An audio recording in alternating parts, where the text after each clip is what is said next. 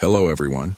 Tonight I've prepared a special compilation of trucker stories, all gathered into one soothing episode for you to enjoy. Take a moment to like the video and subscribe. It really helps support the channel. Now let's begin. The Hiccup Manifest. From Jake Morrison, the CB radio had been crackling with static for the better part of 3 hours as I rolled my Peterbilt through the Nevada desert, hauling what the manifest listed simply as medical specimens, temperature controlled. The dispatcher back in Reno had been unusually vague about the pickup, just handed me the keys and said the trailer was already loaded and sealed. 22 years driving long haul, and I'd learned not to ask too many questions about cargo that paid premium rates for overnight delivery to research facilities.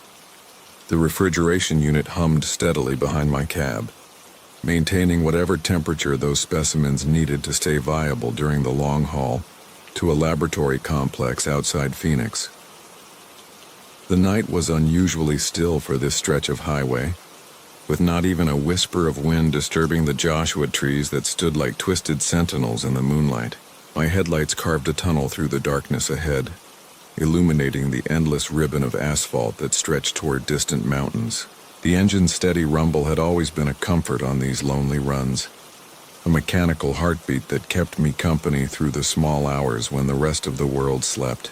But tonight something felt different about the rhythm, as if there was an echo coming from somewhere behind me that didn't quite match the cadence of my diesel engine. I'd been making good time despite the late start, keeping the speedometer steady at just above the limit, while the mile markers ticked by in their hypnotic sequence. The trailer behind me tracked straight and true, its weight well distributed and properly secured according to the loading documents. But as the hours passed, I began to notice something odd about the way the refrigeration unit was cycling. Instead of the usual steady hum punctuated by the occasional click of the compressor engaging, there seemed to be an irregular pattern emerging, a stuttering rhythm that reminded me of something I couldn't quite place. At first, I dismissed it as a minor mechanical quirk, perhaps a loose belt or a compressor that needed adjustment. Refrigerated trailers were finicky beasts at the best of times, and the desert heat during the day could stress the cooling systems in ways that didn't show up until the temperature differential increased after sunset. But as I listened more carefully, adjusting my mirrors to catch any visual signs of malfunction, the sound began to take on a more distinct character. It wasn't mechanical at all, I realized with a growing sense of unease. It sounded almost organic, like a breathing pattern that kept getting interrupted. The sensation of being watched crept over me gradually, the way desert cold seeps through truck cab insulation in the hours before dawn. I found myself checking my mirrors more frequently, scanning the empty highway behind me for headlights that weren't there. The feeling was irrational, I knew, but 22 years on the road had taught me to trust my instincts even when logic suggested otherwise. Something about this load felt wrong, though I couldn't articulate exactly what was triggering my unease. The paperwork had been in order, the trailer properly sealed with official tamper-evident locks, and the refrigeration unit was maintaining temperature according to its digital display. It was during a long, gentle curve around a mesa that I first heard what sounded distinctly like a hiccup coming from the trailer behind me. The sound was muffled but audible over the road noise, a sharp intake followed by that characteristic vocal spasm that everyone recognizes. I immediately checked my CB radio, thinking perhaps someone was transmitting on my channel with an open mic, but the display showed no activity. The sound came again a few seconds later, then again, establishing a pattern that was unmistakably biological rather than mechanical. My hands tightened on the steering wheel as I tried to rationalize what I was hearing. Medical specimens could mean many things, I told myself. Perhaps laboratory animals or tissue samples that might produce sounds as they shifted or settled during transport. But the hiccuping continued with increasing frequency, and gradually I began to detect what sounded like variations in pitch and timbre, as if multiple sources were contributing to the chorus. The refrigeration unit's hum seemed to amplify these sounds rather than mask them, creating an acoustic environment where every hiccup echoed and reverberated through the trailer's insulated walls. I reached for my cell phone to call the dispatcher, but the screen showed no signal bars in this remote stretch of desert. The nearest truck stop was still 40 miles ahead, and pulling over on the shoulder to investigate would mean breaking the seals on a cargo that clearly carried serious liability. The documentation had been very specific about maintaining the cold chain and avoiding any interruption in transport, with penalty clauses that could cost me months of income if something went wrong. But the hiccuping was becoming more pronounced, more frequent, and undeniably more varied in its patterns and tones. The sound began to take on an almost conversational quality, as if different voices were responding to each other in the only way they could manage. Some hiccups were high and sharp, others deeper and more resonant, creating a strange symphony of involuntary sounds that seemed to pulse with the rhythm of the road. I found myself unconsciously adjusting my speed to see if it would affect the pattern, and to my growing alarm, the hiccuping seemed to respond to changes in the truck's motion, becoming more agitated when I accelerated and more subdued during periods of steady cruising. The road ahead began a long descent toward a valley where scattered lights indicated some form of human habitation, perhaps a small desert community or research station. As my altitude decreased, the air pressure changes seemed to affect whatever was in my trailer, and the hiccuping intensified to the point where it was clearly audible over my engine noise. But now I could make out something else mixed in with the sounds, a quality that made my blood run cold as I recognized it. Between the hiccups, barely audible but unmistakably present, were what sounded like attempts at human speech. The words were fragmented and distorted, broken up by the involuntary spasms, but they carried an emotional weight that spoke of consciousness and distress. "Help!" came through clearly several times, followed by what might have been names or pleas that dissolved into more hiccuping before they could be fully understood. The voices were definitely human, multiple individuals of different ages and genders, all struggling to communicate through the strange affliction that had reduced their speech to interrupted fragments. I began to understand with horrifying clarity that my cargo was not medical specimens at all, but people, living human beings who had been reduced to this hiccuping condition and were being transported like laboratory subjects. The refrigeration wasn't to preserve tissue samples, but to maintain some form of stasis or control over individuals who had been subjected to something that affected their ability to communicate normally. The premium rate for this run, the secrecy around the loading, the remote pickup and delivery locations, all of it pointed to something far more sinister than legitimate medical transport. The hiccuping voices began to coordinate their efforts, timing their attempts at speech to create longer phrases by having different individuals contribute words in sequence. "Let us out," came through with crystal clarity, followed by "Please help us," and then a series of names that sounded like they were trying to identify themselves to anyone who might be listening. The desperation in their voices was unmistakable, even filtered through the strange condition that had befallen them, and I realized that they had probably been trying to attract attention for hours, maybe even days of transport. My hands were shaking now as I searched for somewhere safe to pull over and figure out what to do. The legal implications of my situation were staggering. Whether I was an unwitting accomplice to kidnapping or had stumbled into some form of illegal human experimentation. But the immediate moral imperative was clear. There were people suffering in my trailer who needed help, regardless of the consequences to my career or legal standing. The truck stop I'd been aiming for was still 20 miles away, but I could see what looked like an abandoned gas station coming up on the right, its dark windows and empty pumps offering at least some privacy to assess the situation. As I began to slow down for the exit, the hiccuping suddenly stopped completely, replaced by an ominous silence that was somehow more frightening than the strange chorus had been. The refrigeration unit continued its steady hum, but the human sounds that had been growing more desperate and coordinated simply vanished as if someone had thrown a switch. I coasted into the abandoned station's parking lot, my headlights illuminating broken concrete and tumbleweeds, while a terrible possibility occurred to me. Whatever process or substance had been used to create the hiccuping condition might be wearing off, or worse, something in my trailer might be monitoring the cargo and had detected my intention to stop and investigate.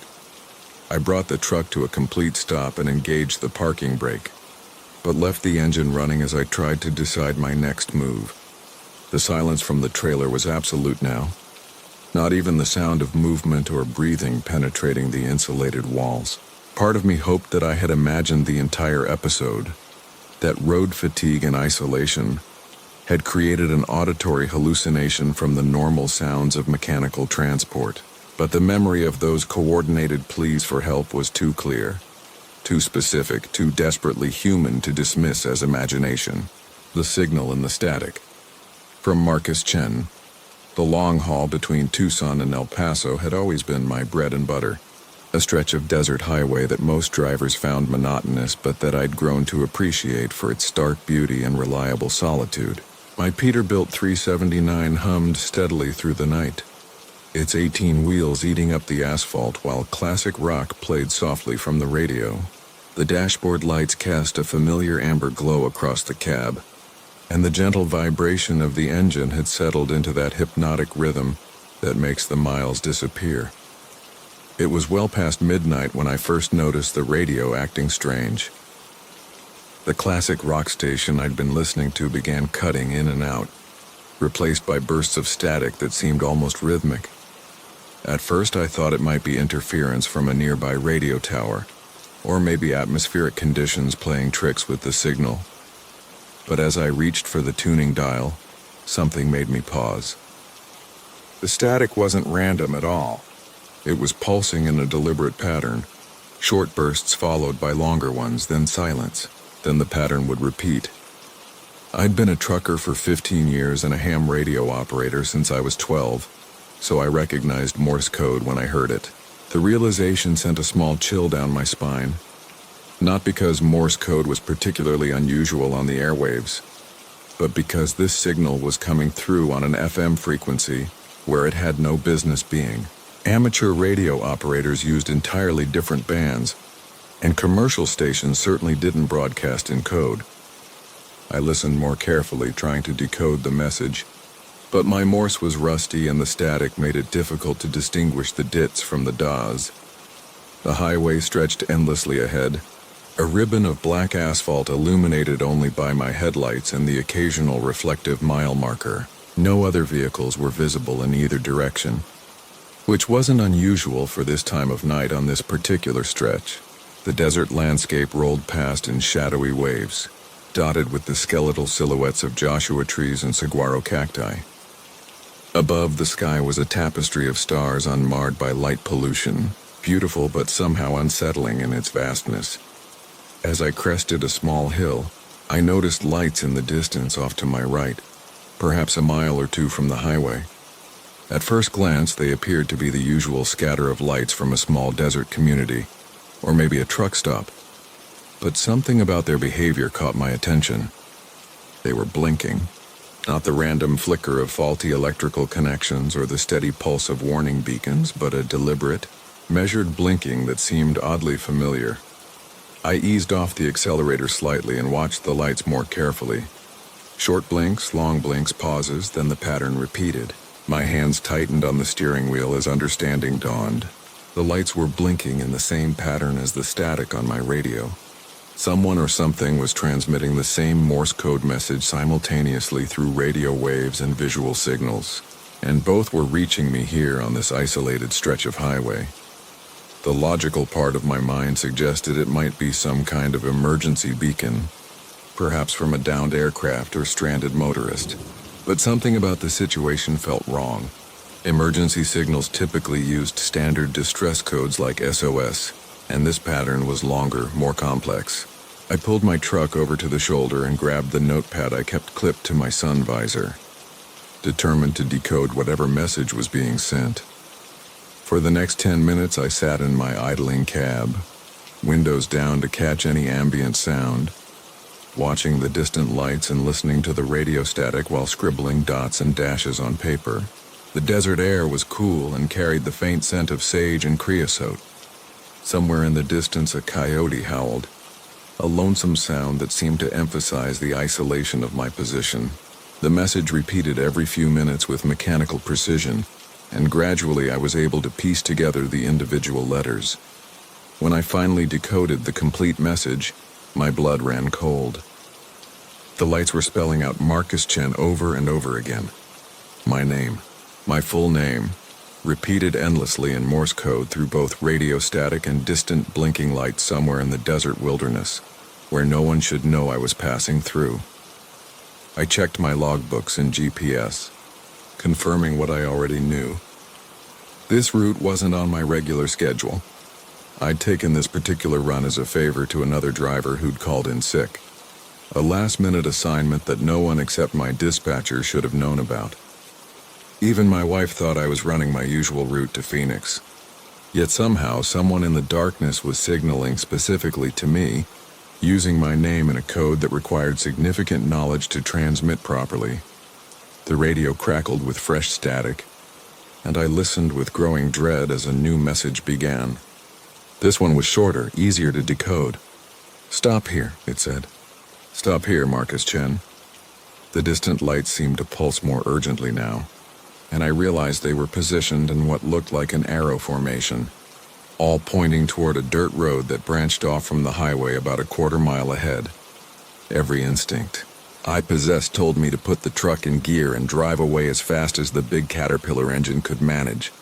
But morbid curiosity held me frozen. Who was sending these messages, and how did they know my name and location? The rational explanations were few and far between. Someone could have hacked into the trucking company's dispatch system, but that wouldn't explain how they'd positioned themselves in exactly the right spot, with equipment capable of transmitting on multiple frequencies. The timing was too precise, too coordinated to be coincidental. I sat there for what felt like hours but was probably only minutes, engine idling, watching the lights blink my name repeatedly while the radio continued its coded whispers. The desert around me remained perfectly still except for the occasional gust of wind that rocked the truck gently on its springs.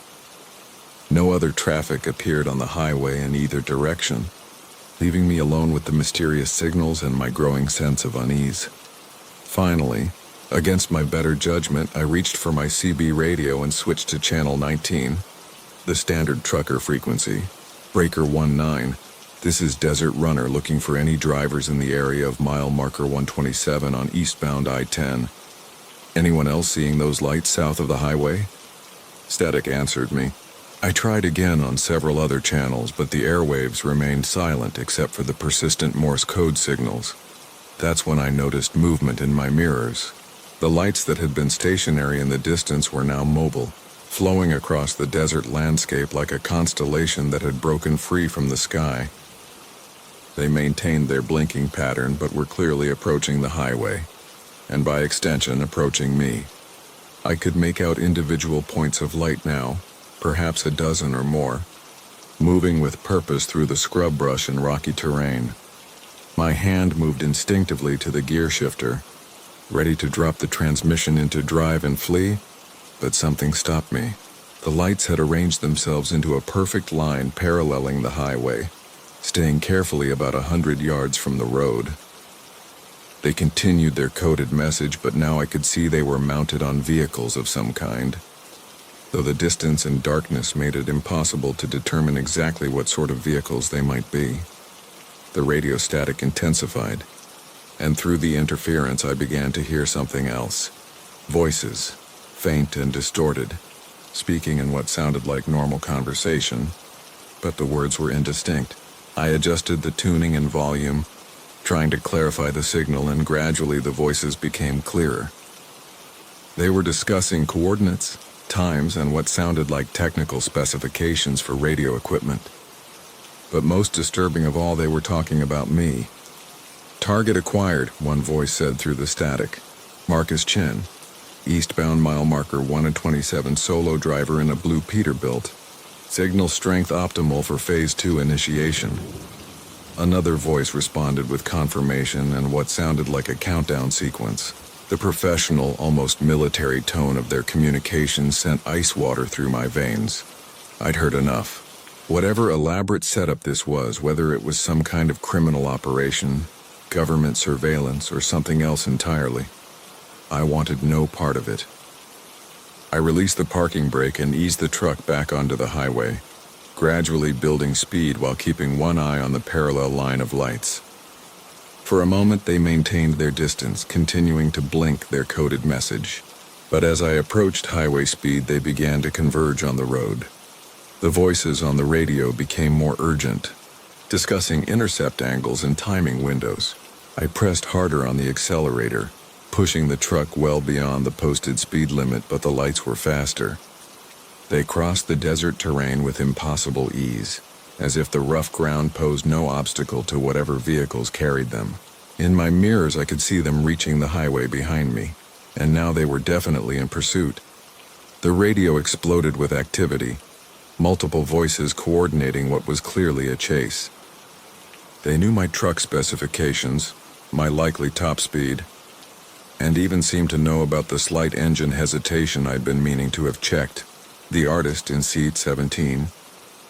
From Marcus Delacroix, the steady rhythm of diesel pistons had been my lullaby for 37 years on the road. But that October night between Baton Rouge and Little Rock, something changed in the familiar percussion. I was piloting my '98 Peterbilt through a maze of back highways, the kind truckers take when the interstates are clogged with construction and impatience. The old girl's cabin creaked with each pothole, a symphony I'd grown to love, but underneath it all, I kept hearing something else, a soft, persistent scratching that seemed to come from everywhere and nowhere at once. The Greyhound station in Shreveport had been my last planned stop before the long haul north, but dispatch called with a rush job that couldn't wait until morning. Emergency passenger transport, they said. Some kind of medical situation that required immediate relocation to Arkansas. The paperwork was thin, just a manifest with a single name, A. Whitmore, and instructions to pick up at mile marker 127 on Highway 9. Not unusual for our company, we handled all kinds of specialized transport. When regular services couldn't accommodate, rain had been threatening all evening, and by the time I reached the designated pickup point, fat droplets were already drumming against my windshield in an irregular tattoo. The wipers swept back and forth with their hypnotic rhythm, clearing the glass just long enough for me to spot a figure standing beneath a flickering streetlight that cast more shadows than illumination. As I downshifted and brought the rig to a gentle stop, my headlights swept across someone wearing a long, dark coat that seemed to absorb the light rather than reflect it. The passenger climbed aboard without a word, moving with a peculiar fluid grace that reminded me of how fog drifts across a lake at dawn. I caught only a glimpse in my mirrors, pale hands, dark hair, and something about the way they held their head tilted slightly to one side, as if listening to music only they could hear.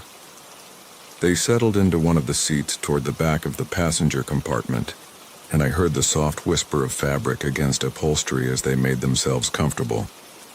Evening, I called back through the partition. Should have you in Little Rock before sunrise if this weather holds. The response was so quiet I almost missed it, just a gentle murmur that might have been acknowledgement or might have been the wind finding its way through the cab's weather stripping. I adjusted my mirrors to keep an eye on my passenger, but the cabin lights were dim, and I could make out only a vague silhouette against the window. The first hour passed peacefully enough. The rain intensified into a proper downpour, turning the world beyond my windshield into a shifting watercolor painting of headlights and neon. The rhythmic swish of the wipers and the steady rumble of the engine created that cocoon of white noise that makes long-haul driving almost meditative. But gradually I became aware of that scratching sound again, more distinct now, coming definitely from the passenger compartment behind me. At first I dismissed it as nervous fidgeting. Some passengers aren't comfortable on long rides, especially at night, and they'll worry at their sleeves or tap their fingers or rustle through their belongings. But this sound was different, deliberate and methodical, with a rhythm all its own.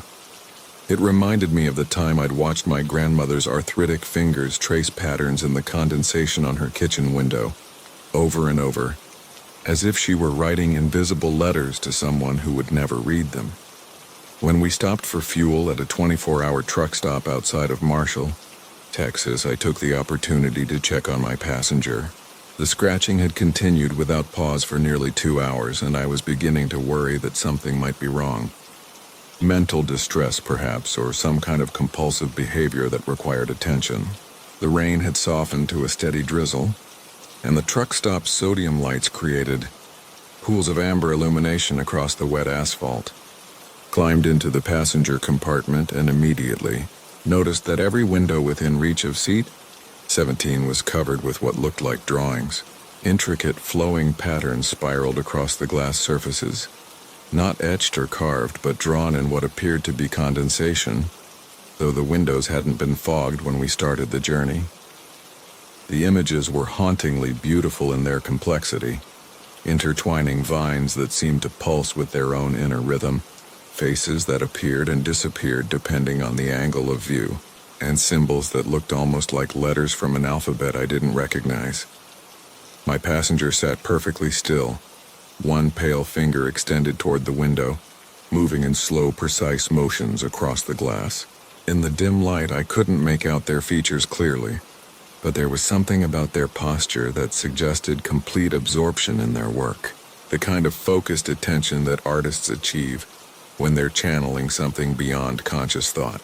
The scratching sound I'd been hearing was simply fingertip against glass, but it seemed to resonate through the entire cabin with an almost musical quality. "Those are beautiful," I said softly, not wanting to startle them. "Are you an artist?" For a moment the movement stopped, and I thought I saw their head turn slightly in my direction, but they didn't speak. Then the finger resumed its careful dance across the glass, adding new elements to the ever-growing composition. I noticed that their breath wasn't fogging the windows, despite the temperature differential between the cabin and the cool night air outside. Back in the driver's seat, I found myself glancing repeatedly in the mirrors, watching the hypnotic movement of that pale finger as it continued its work. The patterns seemed to be growing more complex, spreading across multiple windows now, and in the intermittent glow of passing streetlights, they appeared to shimmer and shift as if they were alive. The scratching sound had taken on an almost conversational quality, rising and falling in cadences that reminded me of whispered secrets or half-remembered lullabies. As we crossed into Arkansas, the rain stopped entirely, leaving the night crystal clear and filled with stars that seemed unusually bright. The sudden absence of water on the windshield made everything appear sharp and hyper-real, and I could see the passenger's reflection more clearly in the side mirrors. What I saw made me grip the steering wheel a little tighter and increase my attention to the road ahead. The reflection showed someone who seemed to be surrounded by a faint luminescence, as if they were lit from within by some gentle, otherworldly light. The drawings on the windows had become elaborate murals that covered every available inch of glass within the passenger's reach. Though I couldn't see all the details from my position, what was visible in the mirrors appeared to tell some kind of story, a visual narrative that unfolded from window to window like panels in a comic strip or frames in an animated film. There were landscapes that seemed to shift between earthly forests and alien geometries, figures that might have been human or might have been something else entirely, and always those flowing, vine-like patterns that connected everything together into a unified whole. The scratching sound began to change as we approached the Arkansas border, becoming more urgent, more insistent. Instead of the gentle, rhythmic drawing I'd grown accustomed to, it now sounded almost frantic, as if my passenger was running out of time to complete their work. I could hear their finger moving rapidly across the glass, creating new patterns at an accelerated pace, and occasionally there would be a pause followed by what sounded like a soft sigh of satisfaction or frustration. When I glanced in the mirror again, I noticed that the passenger had begun using both hands now, working simultaneously on different windows, creating interconnected designs that seemed to pulse and flow, even in the static medium of condensation on glass. The pale luminescence around them had grown brighter, and I could see their face clearly for the first time. Androgynous features that were beautiful in an otherworldly way, with large, dark eyes that seemed to hold depths of knowledge and sadness that no human face should contain. As we entered the outskirts of Little Rock, the scratching stopped abruptly. The sudden silence was almost deafening after hours of that constant, gentle sound, and I found myself straining to hear any indication of what my passenger was doing. In the mirror, I could see them sitting perfectly still, hands folded in their lap, gazing out at their completed artwork with what appeared to be satisfaction. The drawings covered every window in the passenger compartment now, creating an elaborate gallery that transformed the mundane interior of the bus into something that resembled a chapel or cathedral dedicated to some unknown aesthetic, religion. The address I'd been given led me to a small medical facility on the edge of town, a nondescript building that looked more like an office complex than a hospital. As I pulled into the circular driveway, I noticed that all the windows were dark except for a few scattered lights that might have been security illumination or night shift workers. The parking lot was empty except for a handful of cars that looked like they'd been there for days rather than hours. Exit full of silence. From Marcus. The exit sign appeared in my headlights like a ghost materializing from the dark, its green reflective surface catching the beam and throwing it back with an almost ethereal glow. Exit 47, it read, followed by nothing. No town name, no services listed, no indication of what lay beyond the off-ramp that curved away into the blackness of the Alabama countryside. I'd been driving this route for 11 years, hauling everything from furniture to frozen goods up and down Interstate 65, and I'd never noticed exit 47 before. The dashboard clock glowed 2:47 a.m. in soft blue numerals, and my eyes burned with the familiar ache of too many hours behind the wheel. My Peterbilt 379's engine hummed its steady diesel lullaby, a sound that had become as comforting as my own heartbeat over the years of long hauls. The CB radio crackled occasionally with the distant chatter of other night drivers, their voices thin and distorted by static and distance. Outside, the October air had turned cold enough that I could see my breath fog the side window when I glanced away from the road. I should have kept driving. Birmingham was still 3 hours south, and my delivery schedule didn't allow for unplanned stops. But something about that unmarked exit tugged at me with an inexplicable curiosity. In all my years of driving, I'd developed an almost supernatural sense for roads, for the familiar rhythm of highways and the personality that each stretch of asphalt seemed to possess. This exit felt different, felt wrong somehow, like a note played off-key in an otherwise familiar song. The decision made itself.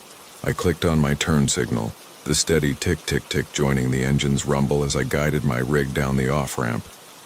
The road curved gently to the right, descending through pine trees that pressed close on both sides like silent sentinels.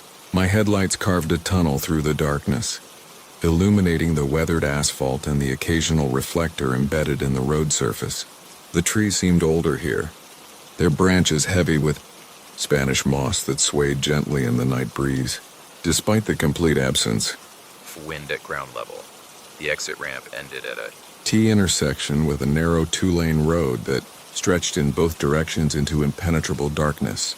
No stop sign stood at the junction, no street signs indicated which way led where.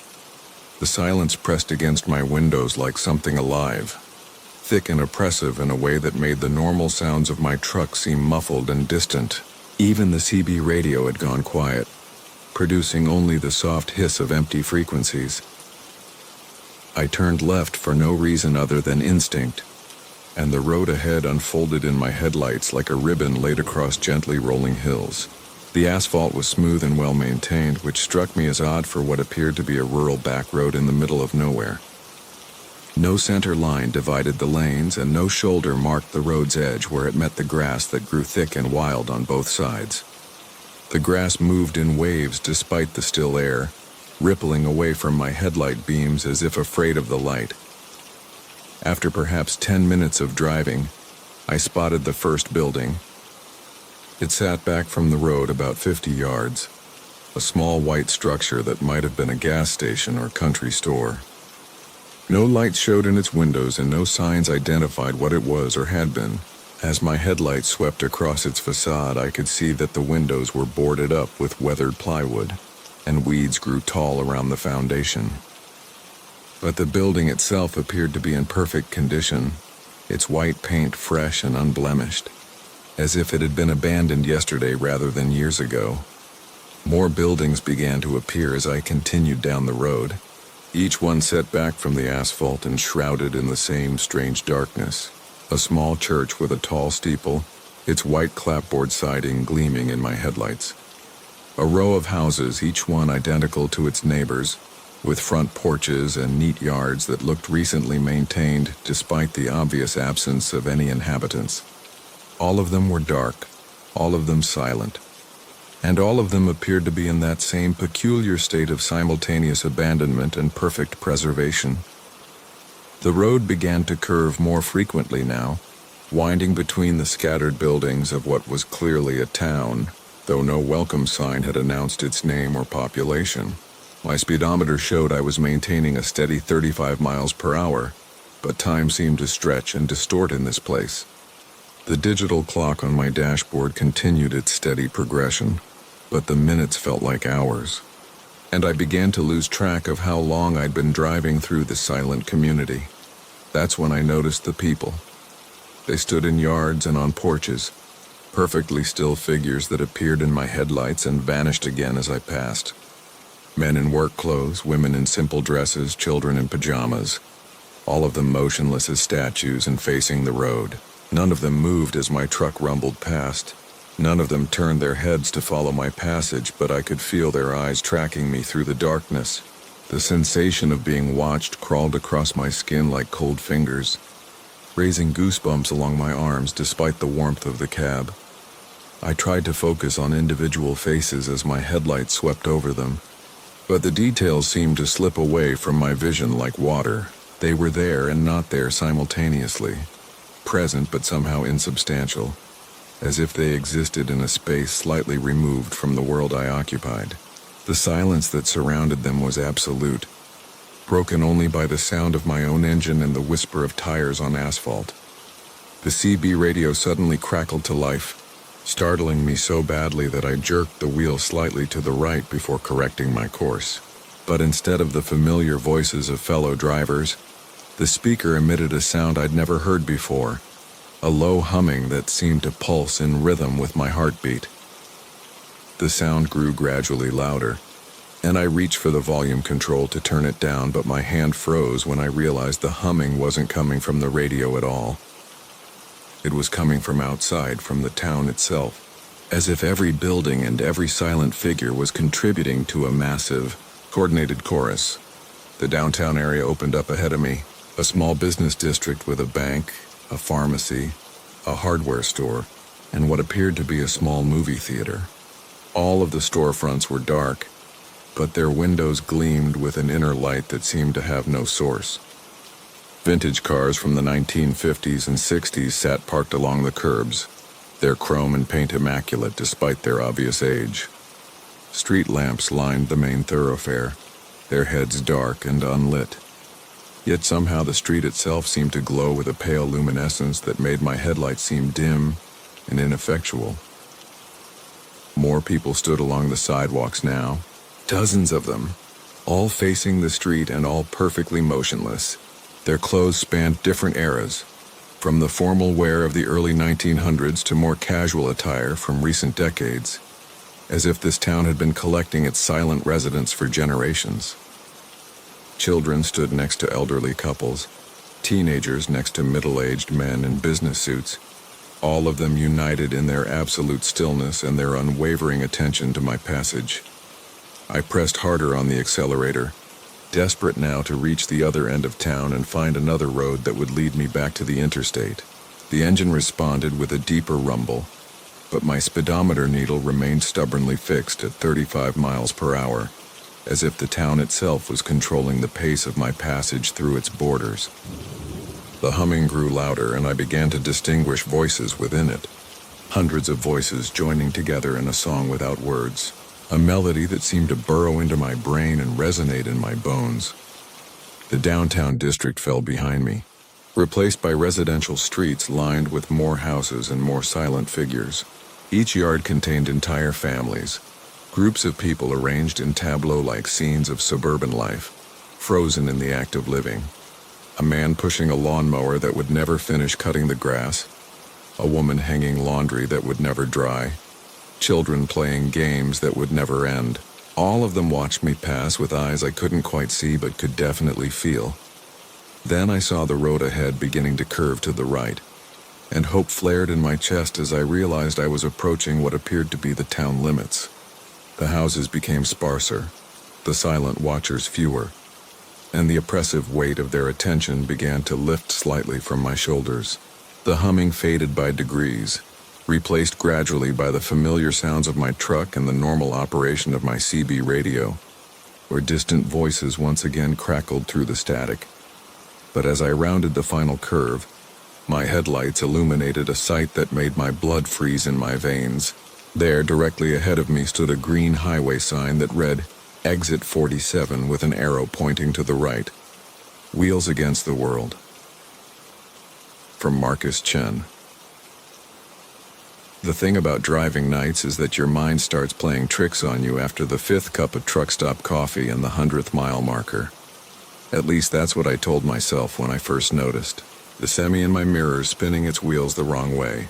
I've been hauling freight across the Pacific Northwest for 12 years now. And in all that time behind the wheel of my Peterbilt 379, I thought I'd seen every strange thing the highway could throw at me. Fog so thick it felt like driving through, cotton, deer that seemed to dance in headlight beams, and truckers who swore they'd seen things that couldn't possibly exist in the rational world of load schedules and delivery deadlines. But this was different. This was something that made my coffee taste like ash and my hands grip the steering wheel until my knuckles went white against the worn leather. The autumn rain had been drumming against my windshield for the better part of 3 hours, creating that hypnotic rhythm that can lull you into a dangerous trance if you let it.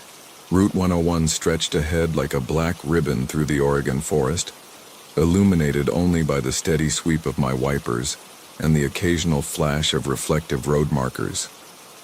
My CB crackled with the usual late-night chatter between drivers, voices floating through the static like ghosts sharing stories from the road. I'd picked up the load in Portland that morning, 30,000 pounds of electronics bound for a distribution center in Sacramento. Nothing unusual about the cargo, nothing that should have attracted attention from anyone or anything. The manifest was clean, the seals were intact, and my logbook showed I was well within my hours of service. Everything was by the book, exactly the way I preferred it. After my divorce 2 years ago, the predictability of long-haul trucking had become a comfort, each mile marker a small victory against the chaos that had consumed my personal life. The semi appeared in my mirrors somewhere around the town of Reedsport, materializing out of the rain-soaked darkness like it had been summoned from the asphalt itself. At first, I barely registered its presence. Another trucker working the graveyard, shift just like me, pushing through the weather to make a delivery deadline. The highways are full of us night owls, invisible to the daylight world, moving the goods that keep civilization humming along. But as the miles rolled by, something about the truck behind me began to gnaw at the edges of my consciousness like a splinter working its way deeper under the skin. It never got closer, never fell farther behind. It maintained a perfect following distance of maybe 200 yards, its headlights steady and unwavering through the curtain of rain. When I accelerated up hills, it kept pace. When I downshifted for curves, it matched my speed exactly. The precision was uncanny, almost mechanical in its consistency. Most drivers have their own rhythms, their own way of handling the road. Some ride the brakes too much, others push their rigs harder than they should. But this truck moved like It was connected to mine by an invisible chain.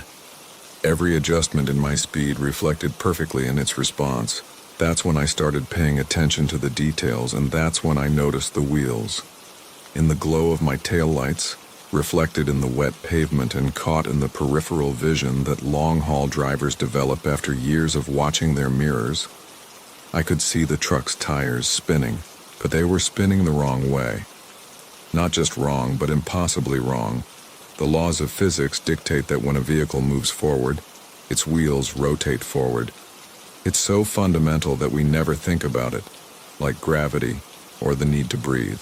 Yet here was this semi, clearly moving in the same direction I was, its wheels turning backward as if it were being pulled by some unseen force rather than driven by its engine. I blinked hard, rubbed my eyes with the back of my hand, and looked again. The effect persisted, clear as the rain streaking down my windows. The truck's wheels spun in reverse, defying every natural law I understood. My rational mind scrambled for explanations. Maybe it was an optical illusion caused by the strobing effect of my taillights. Maybe the rain on my mirrors was distorting the image. Maybe I was more tired than I thought, and my brain was processing visual information incorrectly. But deep in my gut, in that place where instinct lives and reason fears to tread, I knew I was seeing something that shouldn't exist.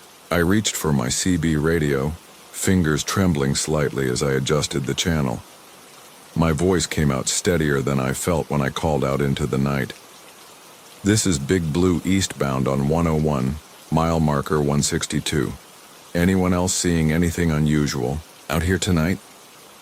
The response was immediate, a chorus of voices crackling through the static, drivers reporting normal conditions, complaining about the weather, sharing the usual road gossip.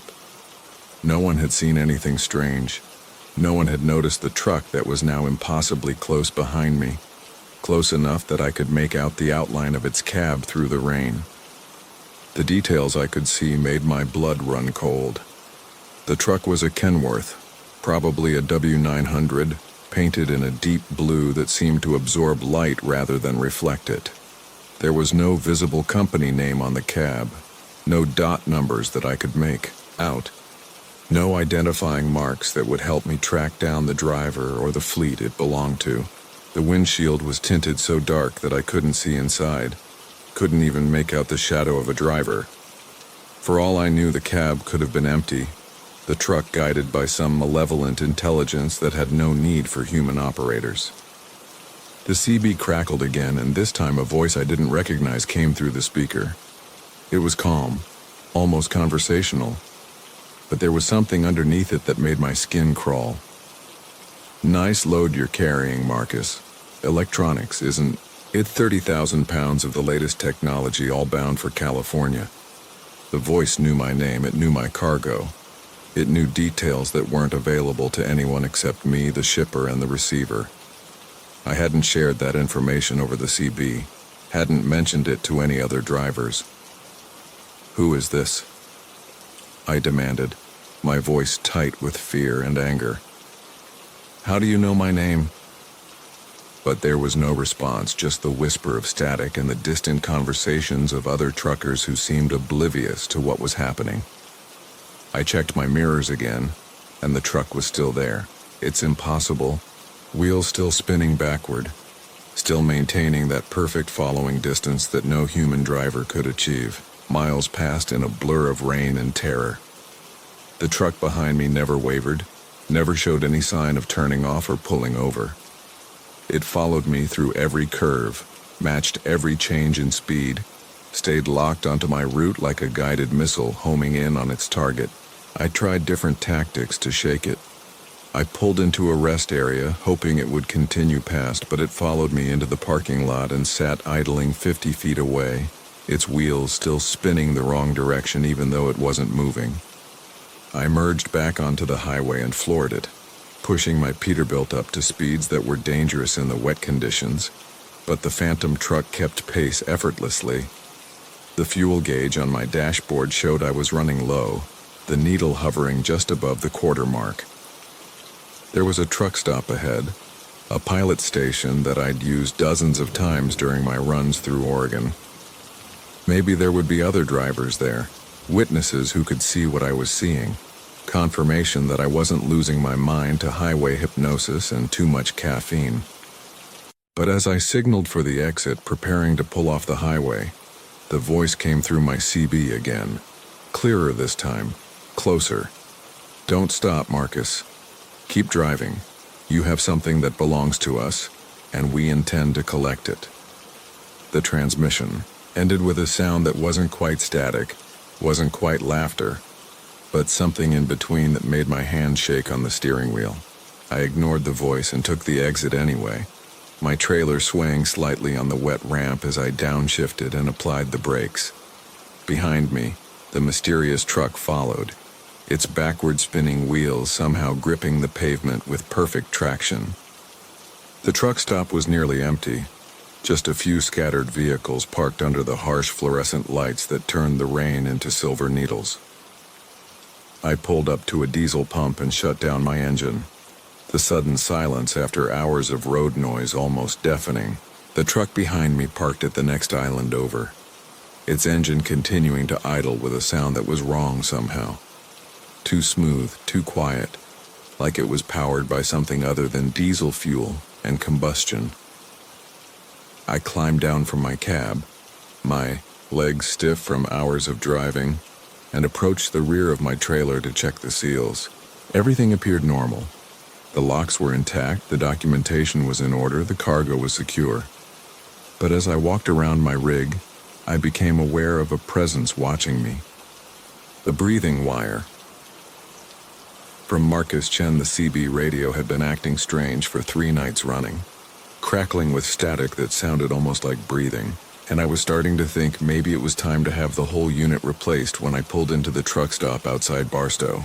The desert stretched endlessly in all directions under a canopy of stars so bright they seemed to pulse with their own heartbeat, and the only sounds were the distant hum of the interstate and the soft tick of my cooling engine. I'd been running freight between Phoenix and Los Angeles for the better part of 15 years, and this particular stretch of highway had always felt lonely. But tonight there was something different in the air, something that made the hair on my arm stand up even in the warm desert breeze. I'd first noticed the strange breathing sounds 2 nights ago, somewhere between Flagstaff and Kingman, when the CB had suddenly come alive with what I'd initially mistaken for someone keying their mic without speaking. The sound was rhythmic and deep, like someone drawing long, labored breaths, and it would continue for minutes at a time before cutting out abruptly. The first time it happened, I'd tried to respond, asking if anyone needed assistance, but there was never any reply, just that slow, measured breathing that seemed to fill the cab of my Kenworth like a living presence. Last night, the breathing had grown more pronounced, more deliberate somehow, and I'd started to notice that it seemed to respond to my movements. When I would reach for my coffee cup, the breathing would quicken slightly, and when I adjusted my mirrors or changed lanes, it would pause for a moment before resuming with what I could only describe as increased intensity. I told myself it was just coincidence. Maybe some trucker with a faulty radio who didn't realize his mic was stuck open. But deep down I knew there was something more unsettling about the whole situation. Now, parked at the truck stop with my engine off and the desert silence pressing in around me, I found myself staring at the CB radio mounted above my dashboard, its small green LED glowing steadily in the darkness. The breathing hadn't started yet tonight, but I could feel an anticipation building in the air like the charged atmosphere before a thunderstorm. I reached for the handset, hesitating for a moment before keying the mic and speaking into the quiet night. Breaker 19. This is eastbound Marcus on the 140. Anybody out there having trouble with their radio equipment? My voice sounded unusually loud in the confined space of the cab, and I waited for a response, watching the LED flicker as other drivers replied with their usual chatter about road conditions and fuel prices. Everything seemed normal for a few minutes, just the familiar voices of long-haul drivers passing information back and forth across the desert highways, and I was beginning to think that maybe whatever had been causing the strange breathing sounds had finally resolved itself. Then, just as I was about to set the handset back in its cradle, the breathing started again. But this time it was different, more focused somehow, as if whoever or whatever was making the sound was directing it specifically at me. The rhythm was slower than before, deeper, and I could hear what sounded almost like words hidden in the exhalation, though I couldn't quite make out what they were saying. I turned up the volume on the CB, leaning closer to the speaker, and that's when I heard it clearly for the first time. "Marcus," the voice whispered on the exhale so softly that it was barely audible above the static. "Marcus Chen, Kenworth T680, Arizona plates." The word sent a chill down my spine that had nothing to do with the desert night air, because there was no way anyone should have been able to see my truck or my license plates from wherever they were broadcasting. I grabbed the handset again, my hands shaking slightly as I keyed the mic. "Who is this? How do you know my name?" I demanded, but there was no response except for that slow, steady breathing that seemed to be coming from somewhere much closer than any radio transmission should have been. The sound filled the cab completely now, as if the source was sitting right there beside me, and I found myself looking around the interior of my truck, checking the sleeper berth and the passenger seat, even though I knew I was alone. The breathing continued for several more minutes, and with each exhale I could hear more details about my life whispered into the static. My home address in Tucson, the name of the freight company I worked for, even the fact that I'd been divorced for 3 years and lived alone in a small apartment near the rail yards. Information that no casual observer could have known. Details that made my skin crawl with the realization that someone had been watching me, studying me, learning intimate facts about my personal life. I tried switching channels, cycling through the CB frequencies to escape the strange transmission, but the breathing followed me to every channel, growing louder and more insistent with each change. Channel 9, Channel 19, even the emergency frequency, they were all filled with that same slow, rhythmic sound that seemed to be emanating from somewhere inside my own radio equipment. I reached for the power switch, thinking I could simply turn the unit off and drive away from whatever was happening, but my hand froze when the voice spoke again, clearer this time, with an urgency that made my blood run cold. "Don't turn it off, Marcus," the voice said during a particularly long exhale, and I could hear what sounded like genuine concern in the whispered words. "I need you to listen very carefully, because there isn't much time left, and there are things you need to know about the road ahead, about the danger that's waiting for you between here and your destination." Against every instinct that told me to shut off the radio and drive away as fast as possible, I found myself reaching for the handset again, drawn into the strange conversation despite my fear. "What kind of danger? Who are you, and what do you want from me?" The questions tumbled out of me in a rush, and I realized that my own breathing had become quick and shallow, matching the rhythm of whatever was speaking to me through the CB. The response came not in words but in images that seemed to flow directly into my mind through the radio waves. Visions of a section of highway about 50 miles ahead, where the road curved sharply through a narrow canyon. I could see my own truck approaching the curve at highway speed, and I could see something else waiting there in the darkness, something that didn't belong on any earthly roadway.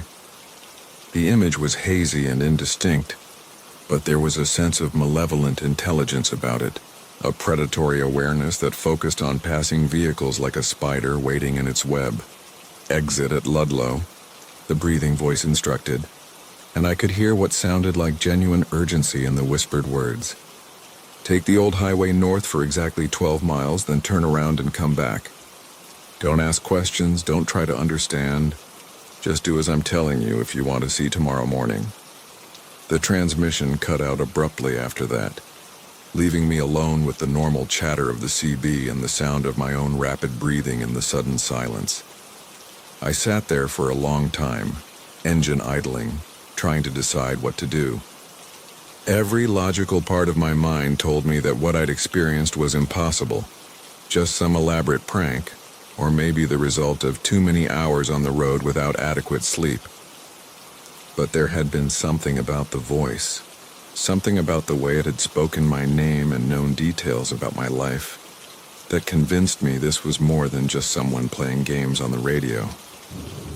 In the end, it was the fear in the voice that decided me, the genuine concern I'd heard when it warned me about the road ahead. I put the truck in gear and pulled back onto the interstate. But instead of continuing west toward Los Angeles as I'd planned, I took the exit at Ludlow just as the voice had instructed. The old highway stretched north into the desert like a ribbon of cracked asphalt, and I drove exactly 12 miles before pulling over and turning around, the whole detour adding nearly an hour to my trip. When I finally rejoined the interstate and continued west, I passed the canyon section where the voice had shown me the waiting danger, and everything looked perfectly normal in my headlights. Just empty road and desert landscape, no sign of anything unusual or threatening. But as I drove through that particular stretch of highway, my CB radio crackled to life one final time, and I heard what sounded like a sigh of relief whispered into the static, followed by words that I still think about during every trip through that part of Arizona. "Thank you for listening, Marcus," the voice said, and for the first time it sounded almost human, almost familiar. "Maybe next time you'll understand that some warnings are worth heeding, even when they come from places you don't expect." The transmission faded after that, and I never heard the breathing voice again, though I still keep my CB radio on whenever I'm driving through the desert, just in case someone else needs help from whatever watches over the lonely highways in the dark hours before dawn. The Watcher's Highway. From Marcus. The thing about driving long haul is that after 23 years behind the wheel, you think you've seen everything the highways have to offer. Every truck stop diner with its flickering neon sign and bitter coffee. Every stretch of empty asphalt that runs through forgotten towns where time seems to have stopped somewhere around 1987. You get comfortable with the rhythm of it all, the gentle sway of your rig cutting through the darkness, the steady thrum of 18 wheels eating up mile after mile of American blacktop. That comfort, though, can make you careless about the things that don't quite fit the pattern. I was hauling refrigerated produce from the Central Valley up through Oregon, a routine run I'd made maybe 200 times before. My Peterbilt was running smooth as silk, the kind of night where everything feels right with the world. The October air was crisp and clean, carrying the scent of harvested fields and the first promise of winter. Stars stretched across the sky like scattered diamonds, and the highway ahead was mostly empty, just the way I prefer it. Interstate 5 can be a nightmare during daylight hours, but at 2 in the morning, it belongs to drivers like me who understand its moods and temperament. The CB radio crackled softly with occasional chatter from other night haulers, voices floating through the static like lonely ghosts checking in with one another. There's a camaraderie among us nocturnal travelers, an unspoken understanding that we're all just trying to make our miles while the rest of the world sleeps. The familiar voices of regular drivers drifted through the airwaves, sharing information about speed traps, road conditions, and the quality of coffee at various truck stops along the route. It was the kind of peaceful night that makes you grateful for the solitude and the endless ribbon of road stretching ahead. That's when I first noticed the trailer in my mirrors, maybe a quarter-mile back, matching my speed with an almost mechanical precision that struck me as oddly professional. In this business, you develop a sixth sense about the vehicles around you, especially the ones that maintain their distance too perfectly. Most drivers have their own rhythm, speeding up slightly on downhill grades, slowing just a touch when the road curves or when fatigue starts to set in. But this trailer behind me held its position like it was connected to my rig by an invisible chain, maintaining exactly the same following distance through every minor variation in my speed. The first thing that caught my attention was the headlight situation.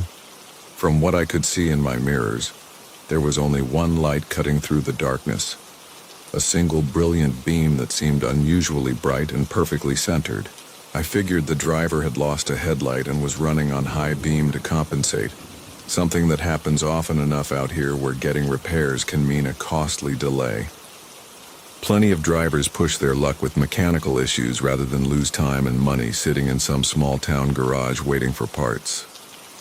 Still, Something about the quality of that light bothered me in a way I couldn't quite articulate. A nagging feeling that settled in the back of my mind like an itch I couldn't reach. As the miles rolled by and we climbed into the foothills, that single light never wavered, never bobbed or shifted the way headlights do when a truck hits bumps or slight irregularities in the road surface. It remained perfectly steady, like a lighthouse beam cutting through the night, and I found myself glancing at my mirrors more frequently than usual. The light had an almost hypnotic quality, bright and unwavering, and I started to notice that it didn't seem to illuminate the road around it the way headlights should. Instead, it appeared to exist in isolation, a brilliant point of light floating in the darkness with no apparent source or context.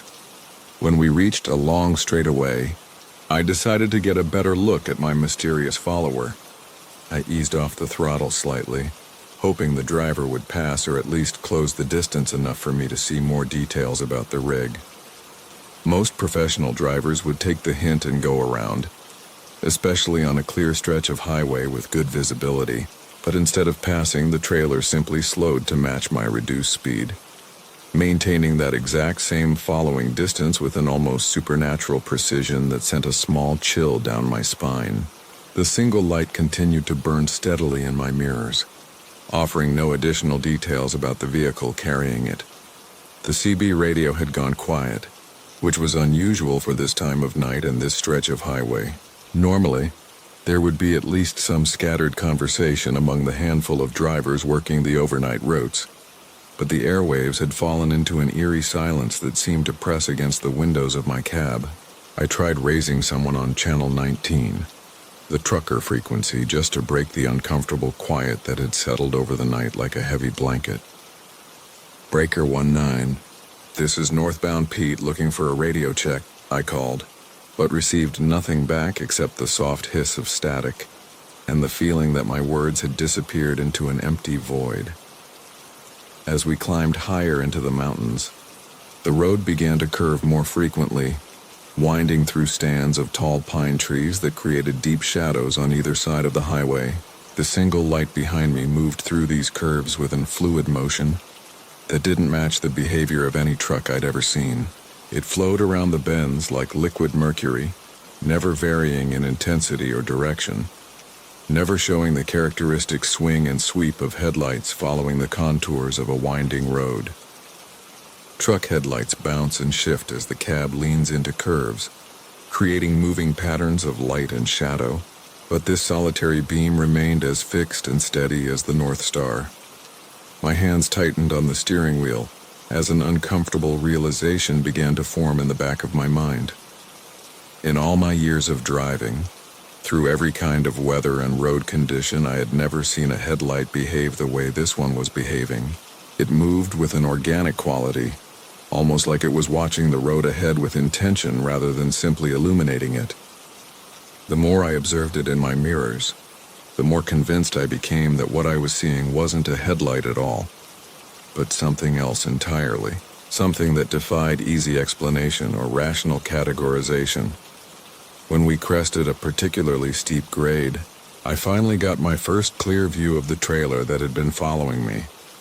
What I saw made my blood run cold and caused me to grip the wheel so tightly that my knuckles went white. The trailer was enormous, much larger than any legal load I'd ever encountered, stretching back into the darkness like a metallic whale. But it was the front of the trailer that made my mouth go dry with fear. Where there should have been a tractor unit, where any normal semi would have its cab and engine, there was instead a massive eye, easily 8 feet in diameter, with a pupil that seemed to contain depths of darkness I couldn't begin to fathom. The eye was perfectly round and disturbingly biological in appearance, complete with what looked like veined tissue around the edges and a wet, glistening surface that reflected the starlight. The pupil was enormous and completely black, surrounded by an iris that shifted between deep brown and amber, like polished wood grain with flecks of gold. There were no wheels visible beneath the front of this abomination, no axles or suspension components, just that terrible watching eye that seemed to be focused directly on my truck, with an intelligence that felt ancient and malevolent. As I stared in horrified fascination, The eye blinked with a sound like wet leather slapping against stone, a noise that somehow carried over the rumble of my diesel engine and the whistle of wind around my cab.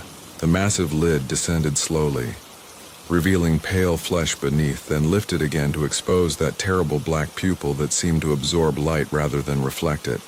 The blink lasted perhaps 3 seconds, but in that time I felt as though I was being examined, catalogued, and found to be something of interest to whatever intelligence existed behind that impossible organ. My CB radio suddenly crackled to life with a voice that wasn't quite human, words formed by something that had learned to mimic human speech without understanding the underlying emotion or inflection that makes voices recognizable as coming from living throats. "Good evening, driver," the voice said, each word perfectly enunciated but completely devoid of warmth or humanity. "You have such interesting cargo.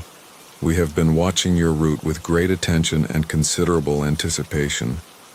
I fumbled for the microphone with shaking hands, my voice coming out as barely more than a whisper when I managed to key the radio. "Who is this?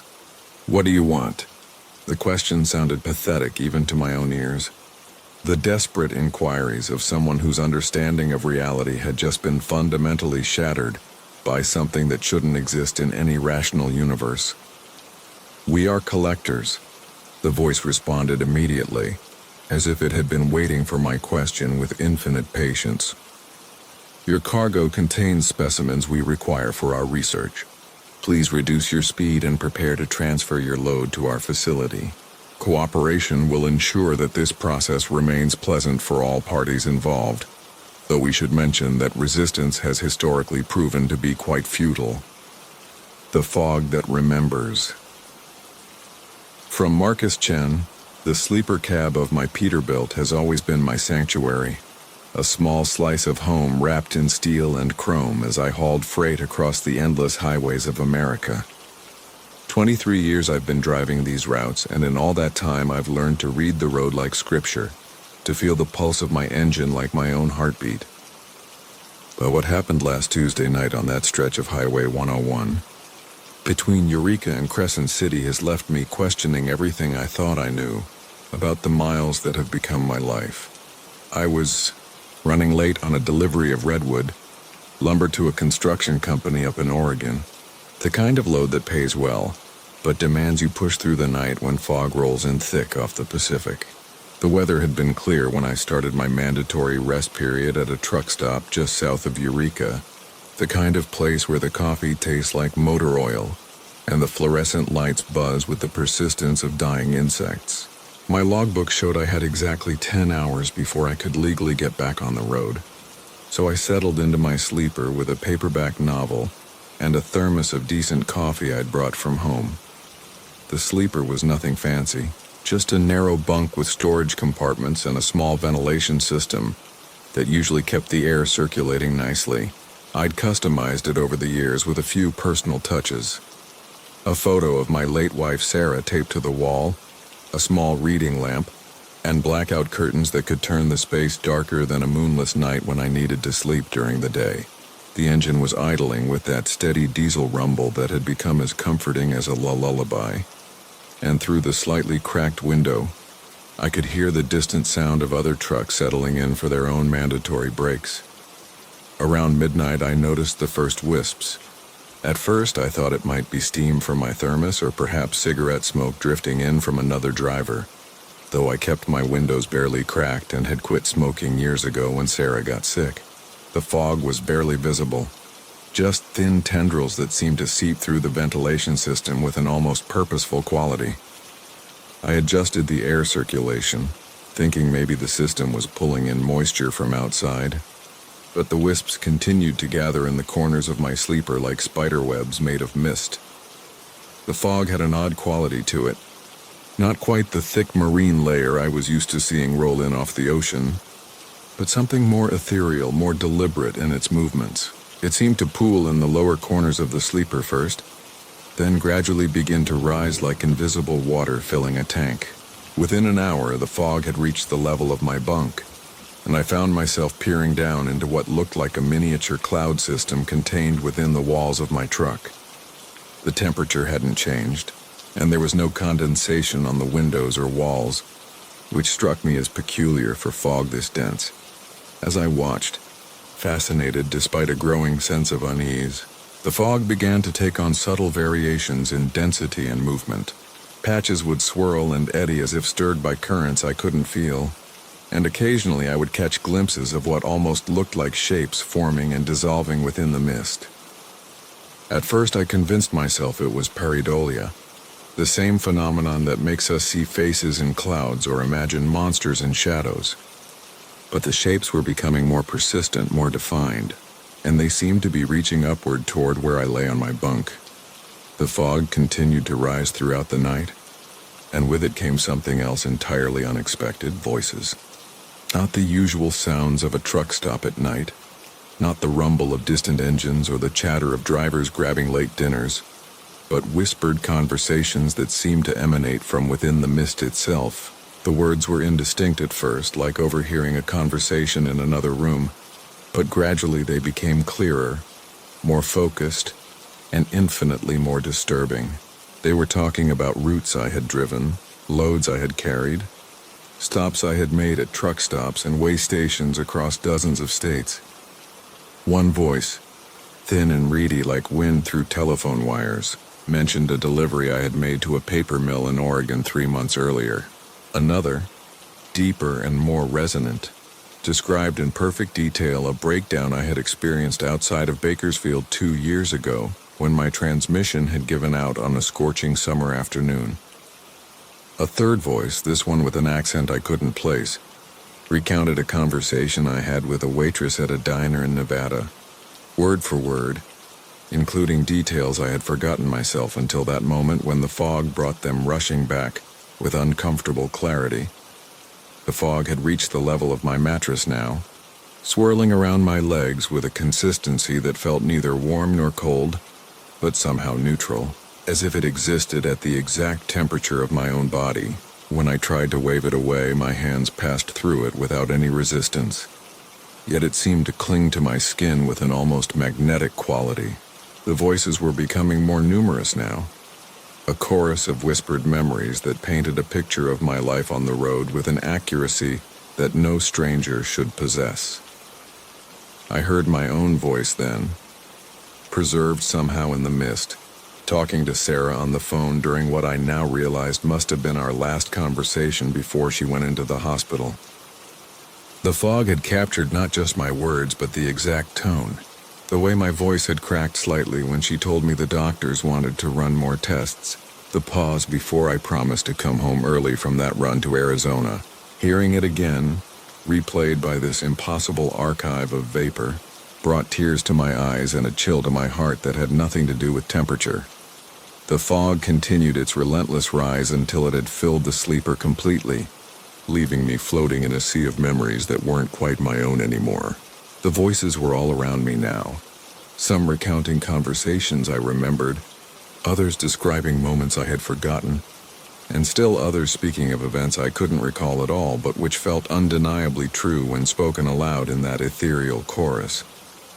It was as if the fog had been collecting these fragments of lives lived on the highway, gathering the exhaled words and whispered thoughts of drivers who had slept in this cab before me. That's when I began to understand what I was experiencing. This wasn't my truck, not originally. I had bought it used from a dealer in Nevada 5 years ago. But before that, it had belonged to other drivers, men and women who had made this same sleeper their temporary home as they crossed the country with loads of freight and cargo. The fog wasn't just random moisture. It was the accumulated breath of all those drivers, their words and dreams and fears somehow preserved in the very air of this small space, waiting for the right conditions to manifest themselves once again. I could feel myself becoming part of it, my own breath mixing with the fog, my own whispered words joining the chorus that surrounded me. Every time I exhaled, I could sense fragments of my conversations, my thoughts, my memories being absorbed into this growing archive of highway life. The fog was patient, methodical in its collection, and I realized with growing horror that it would eventually preserve everything. Every word I had ever spoken within these walls, every dream I had dreamed on this narrow bunk. The voices were becoming more insistent now, more immediate, as if the fog was reaching some kind of critical mass where past and present began to blur together. I heard myself ordering coffee at the truck stop just hours earlier, but also heard another version of my voice from what must have been years in the future, describing this very night to someone whose voice I didn't recognize. The fog had become temporal, collecting not just memories but possibilities, potential conversations that existed somewhere in the quantum uncertainty of might be, fighting against every instinct that told me to remain still. I forced myself to move through the thick mist toward where I remembered the cab door being located. The fog seemed to resist my movement, not physically but psychologically, flooding my mind with memories that made it difficult to focus on the present moment. I saw Sarah again, young and healthy, laughing at something I had said over dinner at a restaurant whose name I couldn't remember. I felt the satisfaction of completing a particularly difficult delivery, the relief of finding a parking space at a crowded truck stop, the loneliness of knowing I had hundreds of miles still to drive before I could go home. My hand finally found the door handle, and when I pulled it open, the fog rushed out into the night like water through a broken dam. The sudden influx of cool air cleared my head immediately, and I stumbled out onto the parking lot of the truck stop, gasping and disoriented. Behind me I could hear the fog being pulled away by the evening breeze, taking with it the voices and memories that had filled my sleeper with their impossible presence. When I turned back to look at my truck, everything appeared normal. The sleeper was clear, the air circulation system humming quietly, and there was no sign of the supernatural archive that had nearly claimed me. But when I checked my logbook, I discovered that 10 hours had passed exactly, down to the minute, as if the fog had been keeping perfect time, even as it existed outside the normal, the mirror mile. From Jake Morrison. The thing about driving the same routes for 15 years is that you start to know every mile marker, every pothole, every curve like the lines on your own palm. Highway 287 through the Nevada desert had been my regular run for the better part of a decade, hauling electronics from Reno to Las Vegas 3 times a week in my trusty Peterbilt. The engine's steady rumble had become my lullaby, the dashboard lights my constellation, and the endless ribbon of asphalt my second home. It was a Tuesday night in October when everything I thought I knew about that familiar stretch of highway began to unravel like cheap tire tread on hot pavement. The air had that crisp bite that comes just before winter settles into the high desert, and my breath fogged slightly as I climbed into the cab around 11:30. The load was standard, nothing special, just pallets of computer parts bound for a warehouse in Henderson. I'd driven this exact route 847 times before, not that anyone was counting except me and my logbook. The first 100 miles passed without incident, just the way I liked it.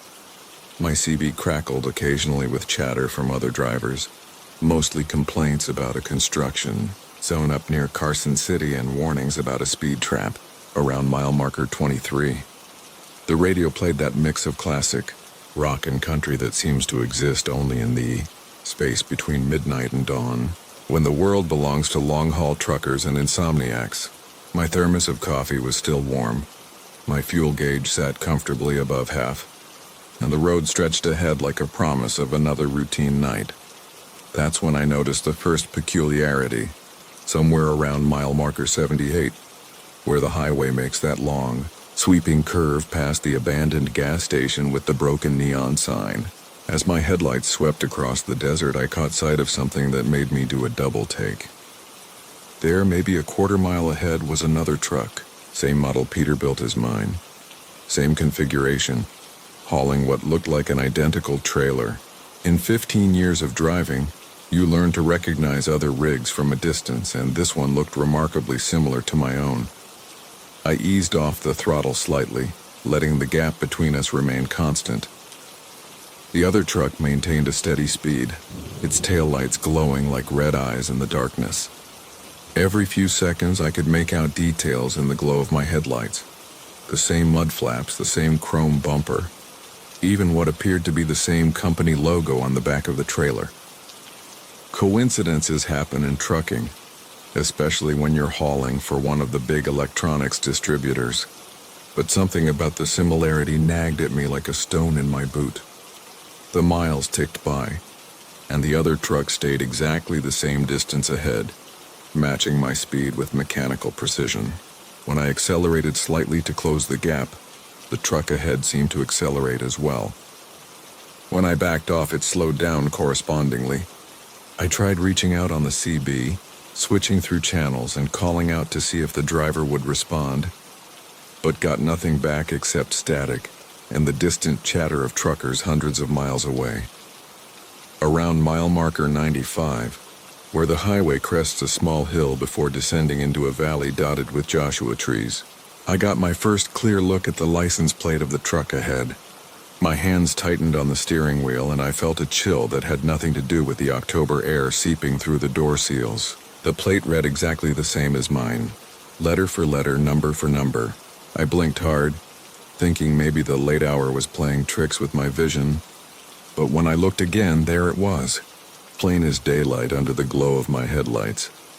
I reached for my CB radio and tried multiple channels, calling out with increasing urgency. "This is Big Jake eastbound on 287 at mile 96, calling the Peterbilt ahead of me. Come back if you copy." Nothing but static and the occasional burst of distant conversation.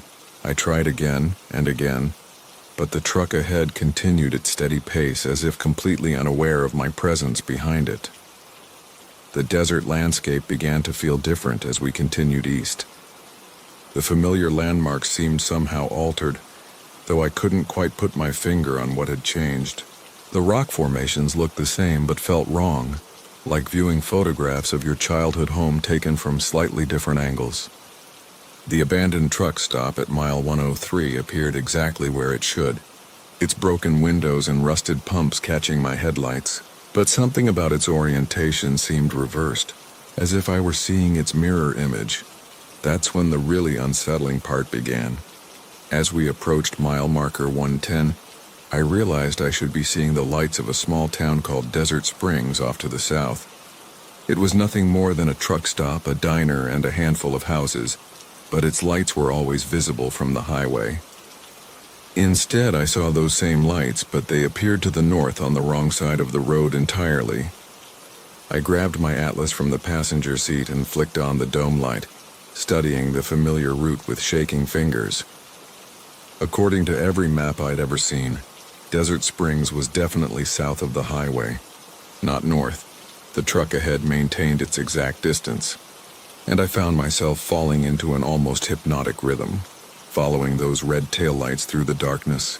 The white lines on the asphalt seemed to blur and shift in my peripheral vision, and I had to shake my head several times to stay focused.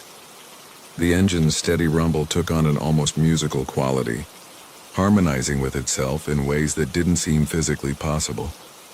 Mile marker 125 should have marked the beginning of a long straightaway that led toward the state line, but instead, the road began to curve in a wide arc to the left. I'd driven this stretch hundreds of times and there was no curve there, just 5 miles of straight highway across flat desert. Yet here I was, following the truck ahead through a sweeping turn that shouldn't exist, past rock formations I'd never seen before but which seemed hauntingly familiar. I tried my cell phone, thinking maybe I could call dispatch and ask if they had any other drivers on this route, but the screen showed no signal. That wasn't unusual out here in the middle of nowhere, but the timing felt ominous. I was completely cut off, following a phantom truck through a landscape that was simultaneously familiar and impossible. The curve continued for what felt like miles, and gradually I began to recognize landmarks, but they were appearing in reverse order. There was the abandoned gas station with the broken neon sign, but now it was on the left side of the road instead of the right. There was the Joshua tree that looked like a man with his arms raised, but it was leaning the opposite direction. Mile marker 78 flashed by in my headlights, though I was certain I'd passed it hours ago. A horrible realization began to creep over me like ice water in my veins. The truck I was following wasn't just similar to mine, it was identical in every detail because it was mine. Somehow, impossibly, I was following myself along a highway that had folded back on itself like a ribbon, twisted into a Mobius strip. The driver ahead was me, and I was the driver behind, trapped in an endless loop of asphalt and desert and darkness. I pressed harder on the accelerator, desperate to catch up to myself, to break whatever supernatural cycle had trapped me on this impossible road. The speedometer climbed past 75, past 80, but the distance between the trucks remained constant. In my mirrors, I caught glimpses of headlights following at the same exact distance I was maintaining behind the truck ahead. 3 trucks now, or maybe it was still just one, reflected infinitely like standing between parallel mirrors. The CB radio suddenly crackled to life, and I heard my own voice, distorted by static but unmistakably mine, calling out on Channel 19. "This is Big Jake eastbound on 287, calling the Peterbilt ahead of me. Come back if you copy." I grabbed the microphone with trembling fingers and responded to myself, but the words that came out were the same ones I'd spoken hours earlier, and I realized with growing horror that I had no control over what I was saying. Mile markers flashed by in reverse sequence. 95, 90, 85, counting backward toward some unknown destination. The fuel gauge, which had been above half when this nightmare began, now hovered near a quarter tank. I was burning fuel in this endless loop, and eventually, inevitably, I would run out. What would happen then? Would I coast to a stop and watch myself disappear into the distance, only to see my own headlights approaching from behind? Or would the truck behind run out of fuel at exactly the same moment? All of us trapped in perfect synchronization. Desert Springs appeared again, its lights now back on the southern side of the highway where they belonged, and for a moment I felt a surge of hope. Maybe the loop was breaking. Maybe I was finding my way back to the real Highway 287, the mirror that burns. From Jake Morrison. The chrome mirror on my Peterbilt has been with me for 15 years, bolted to the passenger side since the day I bought her used from a depot in Amarillo. It's seen more miles than most people see in a lifetime, reflected countless sunrises over wheat fields and mountain passes, shown me the faces of fellow drivers at truck stops from Maine to Oregon. But tonight, as I roll through the humid darkness of southern Louisiana, that mirror is showing me something that shouldn't exist. I first noticed it around midnight, somewhere between Baton Rouge and Lafayette on Interstate 10. The rain had been falling steadily for hours, turning the world beyond my windshield into a blur of red taillights and yellow road markers. The rhythmic thump of my wipers and the steady hum of the diesel engine beneath me had settled into that hypnotic pattern that makes the miles disappear, when a flicker of orange light caught my peripheral vision in the passenger mirror. At first, I assumed it was just another semi behind me, maybe running those amber clearance lights that some drivers favor, or perhaps the glow from a distant truck stop bleeding through the rain-soaked air. But when I glanced directly at the mirror, the highway behind me looked exactly as it should. Dark asphalt glistening with rainwater, the occasional pair of headlights cutting through the night, the familiar dance of late-night traffic making its way across the Gulf Coast. I adjusted my grip on the steering wheel and pushed the strange vision from my mind. 15 hours on the road can play tricks on tired eyes, and I'd been driving longer runs lately, trying to make up for the slow season. The load of electronics I was hauling from Houston to Jacksonville had to be there by noon Thursday, and the weather wasn't helping my schedule. Better to focus on the road ahead than worry about phantom lights in my mirrors. But the orange glow returned an hour later, stronger this time, flickering like flames dancing in the reflection. When I turned my head to look directly behind me through the rear window of the cab, I saw nothing unusual, just the dark bulk of my trailer and the wet highway stretching back into the Louisiana night. Yet when I looked back at the passenger mirror, there they were again, tongues of fire licking at the edges of the reflection, their light casting strange shadows that seemed to move independently of any source. The coffee in my thermos had long since gone cold, but I poured another cup anyway, hoping the caffeine would sharpen my focus. The CB radio crackled occasionally with the voices of other drivers sharing weather updates and road conditions, their familiar drawls and trucker slang somehow comforting in the growing strangeness of the night. I considered keying the mic to ask if anyone else was seeing unusual lights, but what would I say? That my mirror was showing me fires that weren't there? As I crossed the Atchafalaya Basin, the flames in the mirror grew more distinct. What had started as vague orange flickers now resolved into actual fire. Tall columns of flame rising from what appeared to be the road surface itself, their heat seeming to shimmer even in the reflection.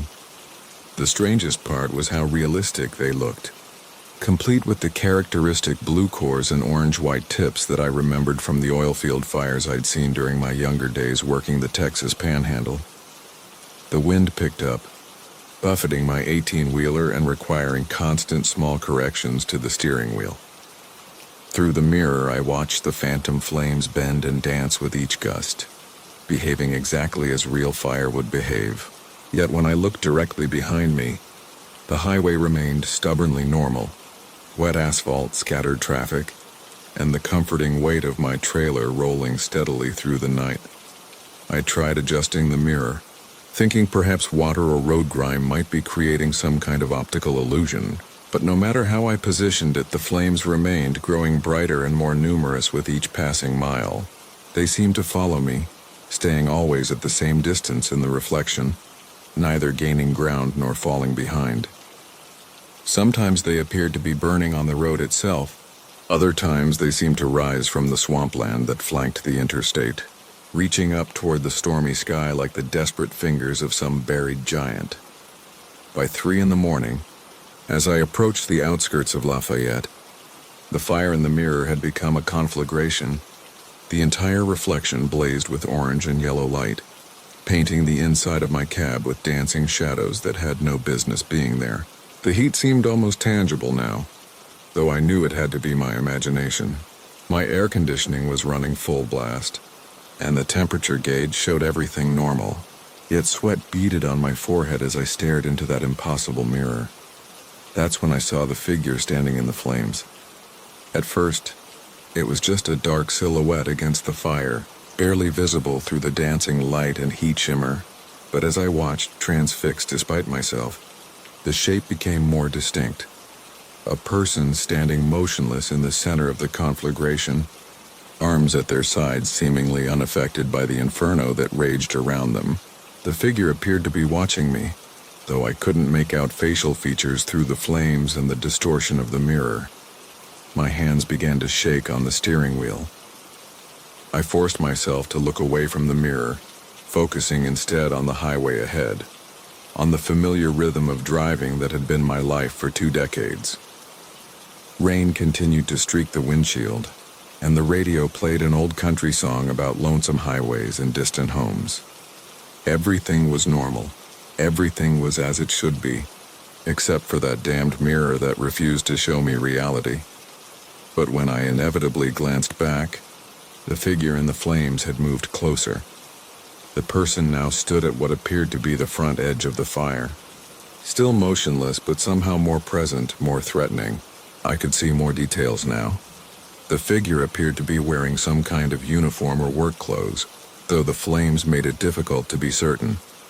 What disturbed me most was the sense that whoever it was had been waiting for me to look back, had known I wouldn't be able to resist the pull of that burning mirror. I reached for my CB radio with a trembling hand, finally ready to break protocol and ask for help. But before I could key the mic, the figure in the mirror raised one arm and pointed directly at me. The gesture was slow, deliberate, and unmistakably accusatory. As that finger extended toward me through the flames and across the impossible distance of the reflection, every light on my dashboard suddenly blazed to life. Warning indicators I'd never seen before glowed red and orange, joining the familiar constellation of gauges and switches. The temperature alarm chimed insistently, though the needle still showed normal operating range.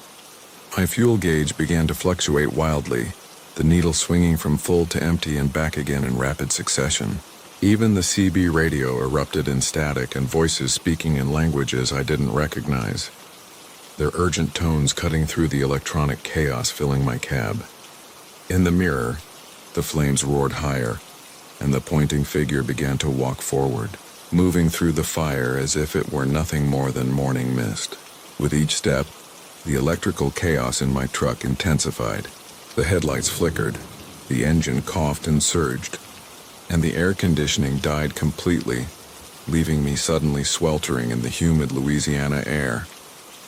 I pressed harder on the accelerator, pushing my rig beyond safe speeds for the wet conditions, desperate to outrun whatever impossibility was pursuing me through that cursed mirror. The speedometer climbed past 70, past 80, the big diesel engine roaring its protest as I demanded everything it could give. Other drivers' voices crackled angrily over the CB, warning me about my reckless speed, but I couldn't slow down. In the mirror, the burning figure continued its relentless approach, now close enough that I could see what might have been a face within the flames. Dark hollows where eyes should be, a mouth open in what could have been a scream or a shout. Then, as suddenly as it had begun, everything stopped. The electrical chaos ceased, leaving my dashboard dark except for the normal running lights. The CB radio returned to its typical late-night murmur of distant conversations.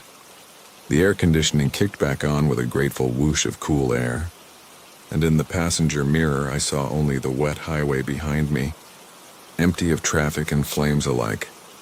I gradually reduced my speed back to legal limits, my heart still pounding as I tried to process what had happened. Perhaps it had been hallucinations brought on by fatigue and too much caffeine. Perhaps the electrical problems had somehow created the visual distortions in the mirror. I wanted to believe either explanation, needed to believe them, because the alternative was that something impossible had just tried to reach me through a reflection that showed things that weren't there. I made it to Jacksonville on schedule, delivered my load without incident, and tried to put the experience behind me. But every time I check that passenger mirror now, I remember the flames and the figure that walked through them. The Taste of Thunder, from Marcus Rivera. The first drops hit my windshield just past midnight, somewhere between Bakersfield and nowhere, and I knew immediately that something was wrong with this rain.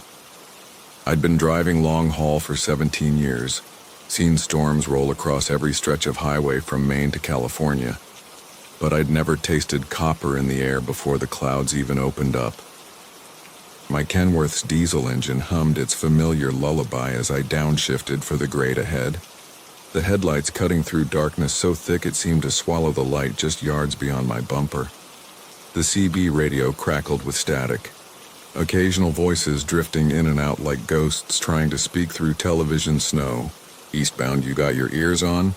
someone asked, but when I keyed up to respond, only silence came back. The radio's green display flickered, casting eerie shadows across my dashboard, and I adjusted the volume, hoping to catch another driver's voice. Company was scarce enough on these lonely stretches, without losing contact with the few souls brave enough to run the night shift through California's Central Valley. That metallic taste grew stronger as the rain began in earnest, fat droplets exploding against my windshield with unusual force. I flicked on the wipers, their rhythmic sweep creating a hypnotic pattern against the glass, but something about the water bothered me. In the wash of my headlights, it looked darker than it should, leaving rusty streaks across the glass that my wipers couldn't quite clear. I leaned forward, squinting through the growing storm, and felt my stomach clench with an uneasiness I couldn't name. The highway stretched ahead like a black ribbon, empty except for my truck and the increasingly violent downpour. No other vehicles, no lights in the distance, just the endless asphalt disappearing into a wall of rain that seemed to absorb my high beams. I checked my GPS, but the screen showed only static, the satellite signal apparently lost in the storm. Mile markers had become invisible, and I realized I'd lost track of exactly where I was on Highway 99. The familiar landmarks were gone, swallowed by sheets of rain that hammered my cab with the persistence of angry fists. My CB suddenly burst to life with a voice so clear it made me jump. "Any drivers out there taste that copper?" The voice was gravelly, tired, like someone who'd been driving longer than sleep allowed. I grabbed the mic, relief flooding through me at the sound of another human voice. "This is eastbound Kenworth at mile marker." "Hell, I don't know where I am." "Yeah, I taste it too." "What you think it is?" Static answered me for long seconds before the voice came back, fainter now. "Ain't natural, driver. Been trucking 40 years, never tasted metal in the rain before tonight?" The copper flavor intensified, coating my tongue with a bitterness that made me reach for my coffee thermos. The liquid inside had gone cold hours ago, but I sipped it anyway, trying to wash away that unpleasant metallic tang. Outside, the rain continued its assault, and I noticed my wipers were leaving reddish streaks across the windshield.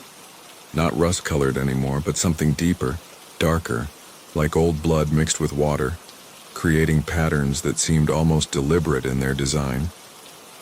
I slowed the truck, downshifting as unease crept up my spine like cold fingers. The engine's rumble changed pitch, and for a moment I thought I heard something else underneath the familiar diesel growl, a sound like whispers or wind through metal. But when I strained to listen, it faded back into the rain's percussion against my cab. The heater was running, but I felt cold anyway, the kind of chill that starts in your bones and works outward. The voice on the CB came back, weaker now, breaking up with static. "Driver, you still out there? I'm seeing something up ahead, looks like." The transmission dissolved into electronic snow, leaving me alone again with only the rain and my engine for company. I tried to raise him again, keying the mic several times, but the radio had gone dead except for the occasional pop of atmospheric interference.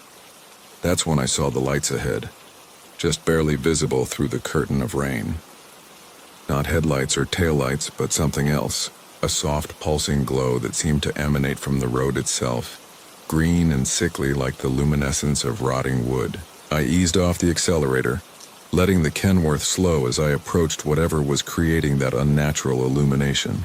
The copper taste in my mouth had become so strong I could barely swallow, and I realized the air inside my cab was thick with that metallic flavor, as if the rain had somehow seeped through my sealed windows. As I drew closer, the source of the light became clear and my hands tightened on the steering wheel until my knuckles went white. The highway ahead was flooded, but not with ordinary water. The liquid stretched across the asphalt in a perfect line, as if someone had drawn a boundary across the road, and it glowed with that same sick green light. Steam rose from its surface despite the cool night air, and in that vapor I could see shapes moving, indistinct forms that might have been reflections, or might have been something much worse. I brought the truck to a complete stop about 50 yards from the glowing flood, engine idling while I tried to process what I was seeing. The rain continued to fall, but where it hit that phosphorescent water it seemed to disappear, absorbed instantly without creating ripples or splash patterns. The copper taste had become overwhelming now, so strong I had to fight not to gag, and I noticed my hands were trembling as they gripped the wheel. The CB crackled once more, that same gravelly voice cutting through the static with desperate urgency.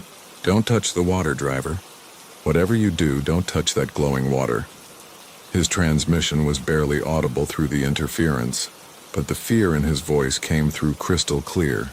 I touched it, and now I can't stop tasting the copper. It's in my blood, driver. It's changing me. I keyed up to respond, but before I could speak, I saw movement in my peripheral vision. Something was emerging from the glowing flood, rising slowly like a submarine surfacing in that luminescent liquid. At first it looked like debris, maybe a tree trunk or piece of machinery, but as it continued to rise, I realized it was shaped wrong, too angular and deliberate to be natural. The object broke the surface completely, revealing itself to be metallic, corroded and ancient-looking, covered in growths that pulsed with the same green light as the water. More shapes began emerging, scattered across the flooded stretch of highway like monuments in an underwater cemetery. They were all metal, all corroded, all wrong in ways that made my eyes water to look at them directly. Some were twisted into spirals, others formed geometric patterns that hurt to contemplate, but all of them dripped with that glowing liquid that fell upward instead of down. defying gravity as it returned to the flood from which they'd risen. The copper taste exploded across my palate with such intensity that I doubled over, retching into my coffee cup. When I looked up, wiping tears from my eyes, I saw that the metallic structures had moved closer to my truck, not walking or sliding, but simply occupying different positions than they had moments before, as if they existed partially outside normal space. The nearest one was now close enough that I could see details in its corroded surface, symbols that looked almost like writing, but in no language I'd ever seen, etched deep into metal that seemed to shift between different types as I watched. Steel became copper, became something that wasn't quite either. My engine began to sputter, the steady diesel rumble breaking up into irregular coughs and gasps. The dashboard lights flickered, and I realized the metallic rain was affecting my truck's electrical system. The headlights dimmed and brightened in random patterns, casting the approaching structures in stuttering illumination that made them appear to dance. I tried to shift into reverse, but the transmission wouldn't respond. The gear shifter moved freely in my hand, but nothing happened. I was trapped between the impassable flood ahead and some invisible force that prevented me from backing away. The CB burst to life one final time, that gravelly voice now distorted beyond recognition, barely human. "It's beautiful, driver. The copper taste, it's beautiful. You can taste the stars, taste the space between atoms. Come into the water, driver. Become part of the constellation." The transmission ended with a sound like metal tearing, and the radio went permanently silent. One of the structures had positioned itself directly in front of my truck now, its corroded surface reflecting my headlights in patterns that seemed to spell out words in that alien script. The copper taste was so overwhelming that I could feel it in my teeth, my bones, as if my entire body was slowly transforming into metal from the inside out. I could hear my heartbeat change, taking on a metallic rhythm that matched the pulsing of the glowing flood. The gravity well. From Marcus Chen, the first time I saw a rock floating above Highway 287, I assumed my eyes were playing tricks on me after 18 straight hours behind the wheel of my Peterbilt. The caffeine pills had stopped working somewhere around Amarillo, and that familiar cottonmouth sensation told me I was pushing my limits harder than usual. But when you're hauling medical supplies to Denver on an emergency contract, sleep becomes a luxury you can't afford. The steady thrum of my diesel engine had become a lullaby I couldn't surrender to, not with a deadline breathing down my neck like desert heat. The highway stretched ahead of me like a ribbon of black silk, illuminated only by my headlights cutting through the pre-dawn darkness. This particular stretch of Texas highway had always felt different to me, more isolated than it should be for a major trucking route. The landscape rolled away on both sides in gentle hills dotted with scrub brush and the occasional oil derrick, their skeletal frames barely visible against the star-drunk sky. My CB radio had been silent for the past hour, which wasn't unusual for this time of night, but something about the silence felt heavier than normal, as if the air itself was holding its breath. That's when I noticed the first stone suspended about 10 feet off the asphalt, roughly the size of a basketball, hanging motionless in the air like some cosmic joke. My first instinct was to blink hard, rub my eyes, maybe reach for another coffee from the thermos wedged between my seats. Fatigue hallucinations weren't uncommon in my line of work, and I'd seen stranger things during marathon hauls across the country, but the rock remained there perfectly still, defying every law of physics I'd learned in high school. Its surface appeared weathered and ordinary, the kind of limestone common to this part of Texas, except for the minor detail that it was floating in midair like a forgotten balloon. I eased off the accelerator, my speedometer dropping from 75 to 60 as I approached the anomaly. The rock passed overhead with a soft whoosh that I felt more than heard, my trailer clearing it by several feet. In my side mirror, I watched it shrink into the distance, still hanging there like a monument to impossibility. My hands tightened on the steering wheel, the familiar texture of worn leather suddenly feeling foreign against my palms. The rational part of my mind scrambled for explanations. Maybe it was suspended by invisible wires, some kind of art installation or college prank. But out here, miles from the nearest town, such explanations felt as unlikely as the floating rock itself. The next cluster appeared about 2 miles down the road, a collection of smaller stones hovering at various heights like a three-dimensional constellation. Some bobbed gently as if suspended in invisible water, while others remained perfectly stationary. They ranged from pebble-sized fragments to chunks as large as my fist, creating an aerial obstacle course that forced me to slow down even further. The sight was beautiful in its strangeness, almost mesmerizing, and I found myself leaning forward to get a better look through my windshield. The rocks caught my headlight beams and threw back subtle shadows, creating patterns that seemed to shift and dance just beyond my peripheral vision. My CB radio crackled to life with a burst of static, causing me to jump in my seat. Breaker 19, anybody out there seeing what I'm seeing on 287? The voice belonged to another trucker, his tone carrying the same mixture of confusion and disbelief that I felt churning in my own chest.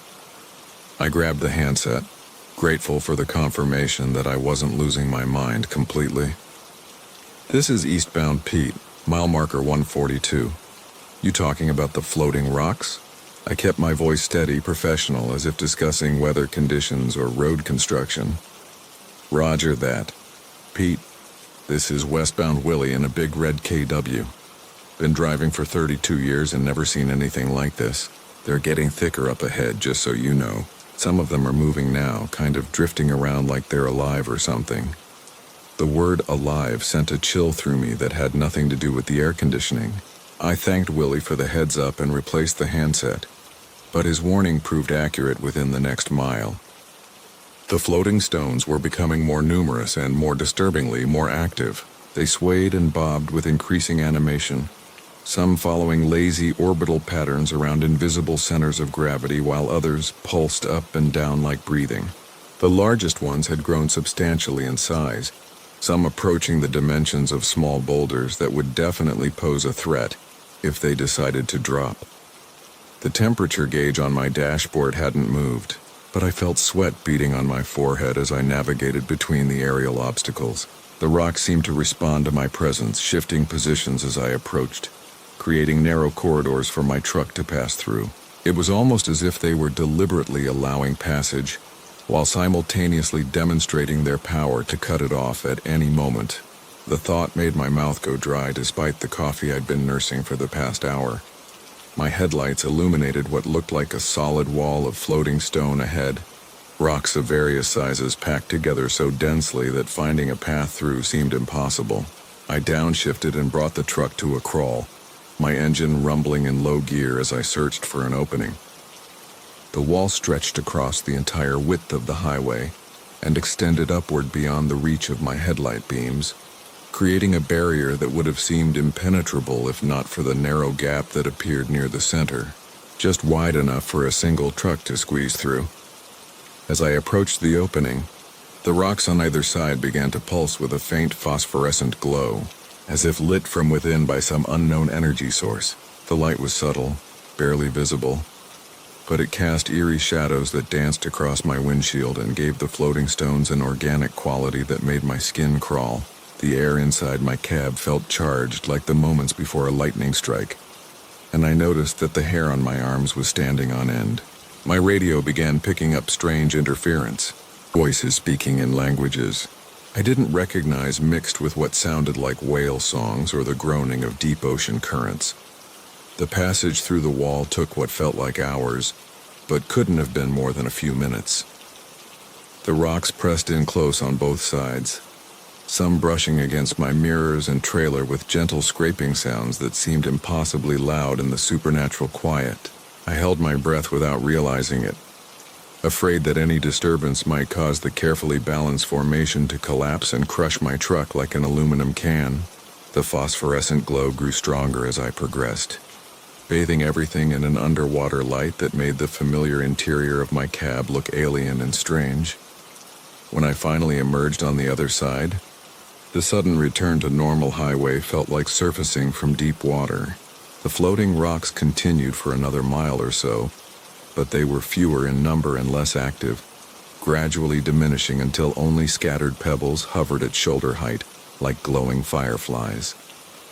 My hands were shaking as I reached for my coffee, and I had to grip the thermos with both hands to avoid spilling it. The liquid was stone cold, though I could have sworn it had been steaming hot just minutes before. The sun was beginning to rise as I put the floating rocks behind me, painting the eastern sky in shades of amber and rose that should have been reassuring, but somehow felt ominous. In my rearview mirrors, the highway behind me looked perfectly normal. Just empty asphalt stretching toward the horizon with no sign of the impossible things I'd just witnessed. I grabbed my CB handset and tried to raise Westbound Willie, but got only static in response. Even my usual trucking channels were dead, as if the floating rocks had created some kind of communication dead zone that I was only now escaping. I made it to Denver on schedule and delivered my medical supplies without incident, but I couldn't shake the memory of those floating stones and their eerie phosphorescent glow. When I tried to research the phenomenon online, I found no reports of anything similar along Highway 287 or anywhere else. The official State Highway Department website showed no construction projects or detours in that area. No explanations for what I'd experienced during those surreal pre-dawn hours. 3 weeks later, I had another run that would take me back along the same route. I told myself I was curious, that I wanted to prove to myself that it had all been some kind of fatigue-induced hallucination. But as I approached mile marker 142 in the early morning darkness, my hands began to tremble on the steering wheel. The highway ahead looked perfectly normal, just empty blacktop disappearing into the night, but I swear I could see faint glowing specks in the distance, like stars that had fallen from the sky and forgotten how to land. My CB radio began to crackle with that same otherworldly interference, and somewhere in the static, I thought I heard Westbound Willie's voice calling out coordinates to a destination that doesn't exist on any map. The frequency of lost voices, from Marcus Big Mac. Henderson, the CB radio, started whistling on a Tuesday night somewhere between Flagstaff and Albuquerque, where the desert stretches endless under a ceiling of stars that seem too bright, too close, like they're pressing down on your cab with the weight of eternity. I'd been driving the same route for 15 years, hauling everything from appliances to auto parts in my Aero 4 Peterbilt, and I knew every truck stop, every hill, every place where the radio liked to pick up strange signals bouncing off the mountains. But this whistle was different, threading through the static like a silver wire pulled taut, rising and falling with a melody that seemed almost familiar, like something your grandmother might have hummed while stirring soup on a winter evening. At first, I figured it was interference from the radio towers scattered across the high desert, or maybe some kid with a modified radio playing games with the truckers. We get all kinds of nonsense on Channel 19, from conspiracy theorists rambling about government satellites, to lonely drivers talking to themselves just to hear a human voice echoing back through the darkness. The whistle would drift in for a few seconds, sweet and mournful, then fade beneath the usual chatter about speed traps and construction delays. I adjusted the squelch, fiddled with the antenna connection, but nothing seemed to make it go away completely.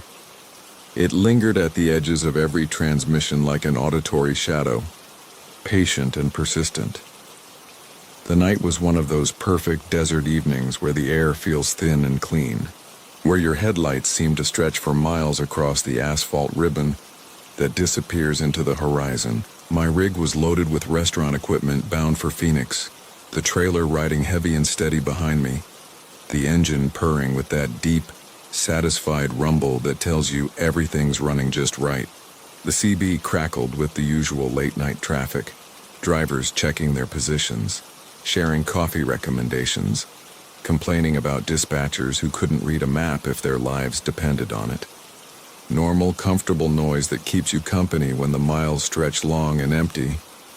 But as the hours passed and the whistle grew stronger, clearer, more insistent, I began to notice that the other voices were changing, not all at once, but gradually.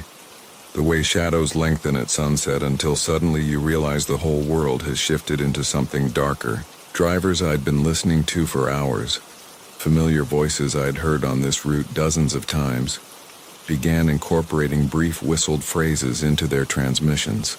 Just little flourishes at first, A few notes tossed casually into a report about traffic conditions or a request for a radio check, but the whistling was always the same melody, that haunting tune that seemed to bypass your ears and settle directly into your bones.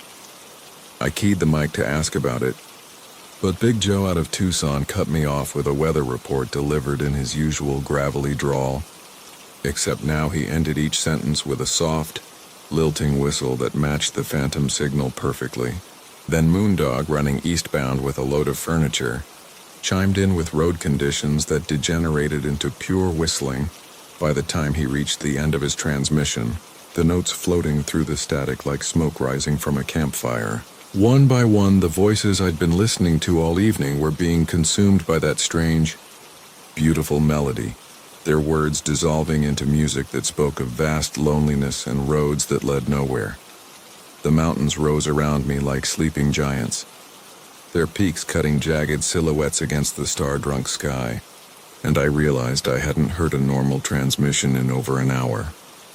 Every voice that came through my speaker was whistling now, sometimes starting with a few words about cargo or fuel stops before trailing off into those hypnotic notes.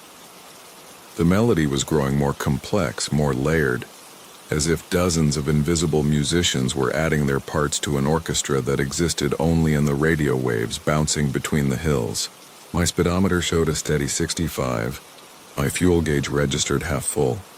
My thermostat ran cool and green, but the world outside my windshield was beginning to feel like a stage set built for a play I didn't understand.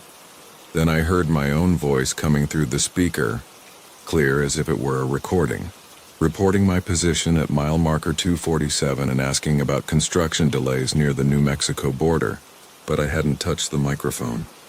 It hung in its clip beside my left elbow, exactly where I'd left it 20 minutes earlier, and my own transmission was ending with that same whistled melody, my voice carrying the tune with the confidence of someone who'd been whistling it all his life. The hair on the back of my neck rose like prairie grass in a storm wind, and I reached for the CB's power button, suddenly desperate to cut the connection to whatever frequency of madness I'd stumbled into. But my hand stopped halfway to the radio, frozen by a sound that made my blood run cold and my foot ease unconsciously off the accelerator.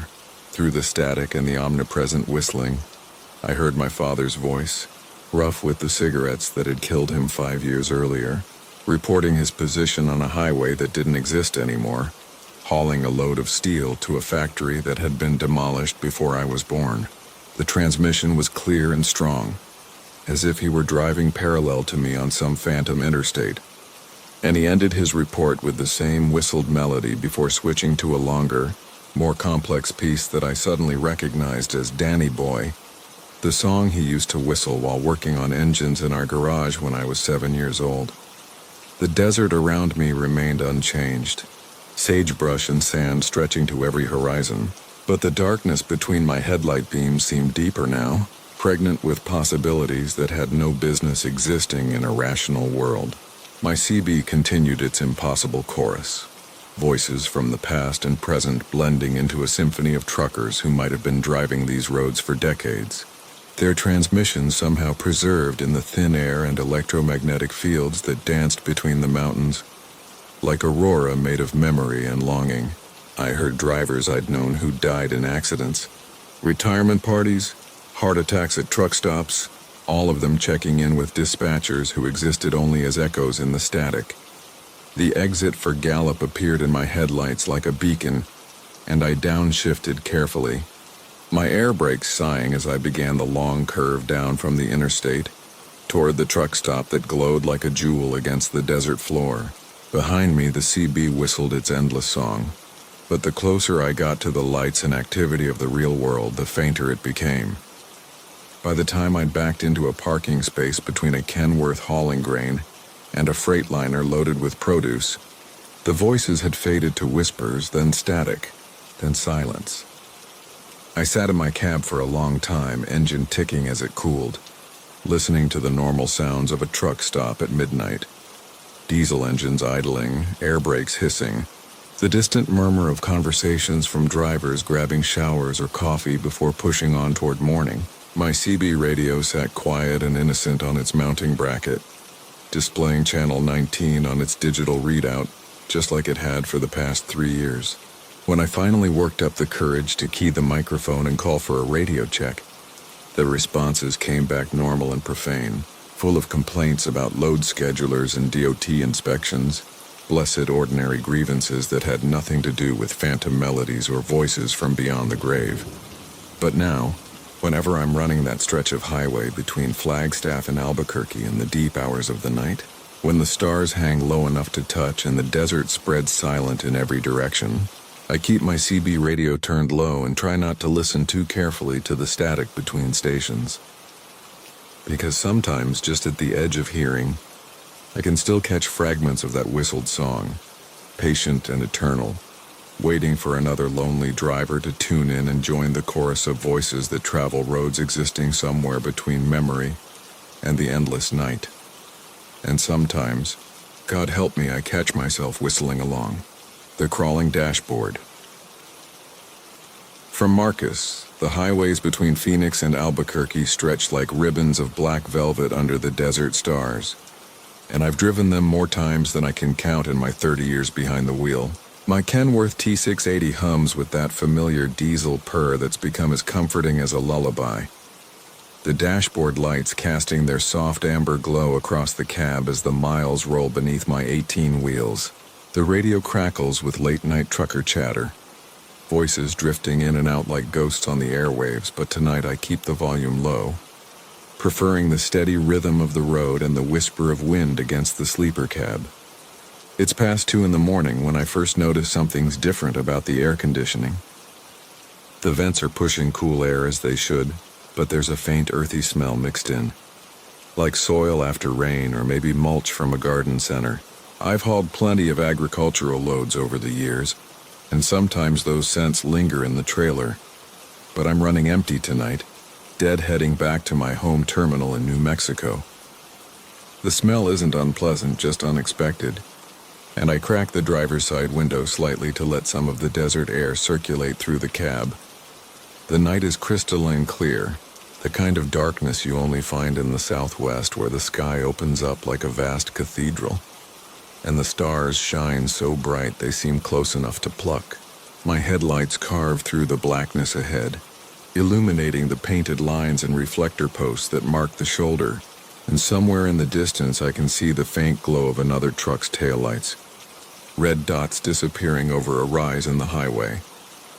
The CB radio whispers with static and the occasional burst of conversation from drivers still pushing through the night.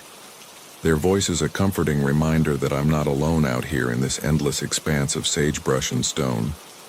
The earthen smell grows stronger as the miles pass, and I notice my dashboard seems to be collecting more dust than usual. The soft blue glow from the GPS screen shows a thin layer of what looks like fine dirt settling over the gauges and controls, though I cleaned the cab thoroughly just yesterday at the truck stop in Phoenix. I reach for the microfiber cloth I keep tucked beside my seat and wipe across the speedometer face, but the dust seems to return almost immediately, as if it's being continuously fed through the ventilation system. That's when I see the first one, a small dark shape moving near the base of the windshield where the dashboard meets the glass.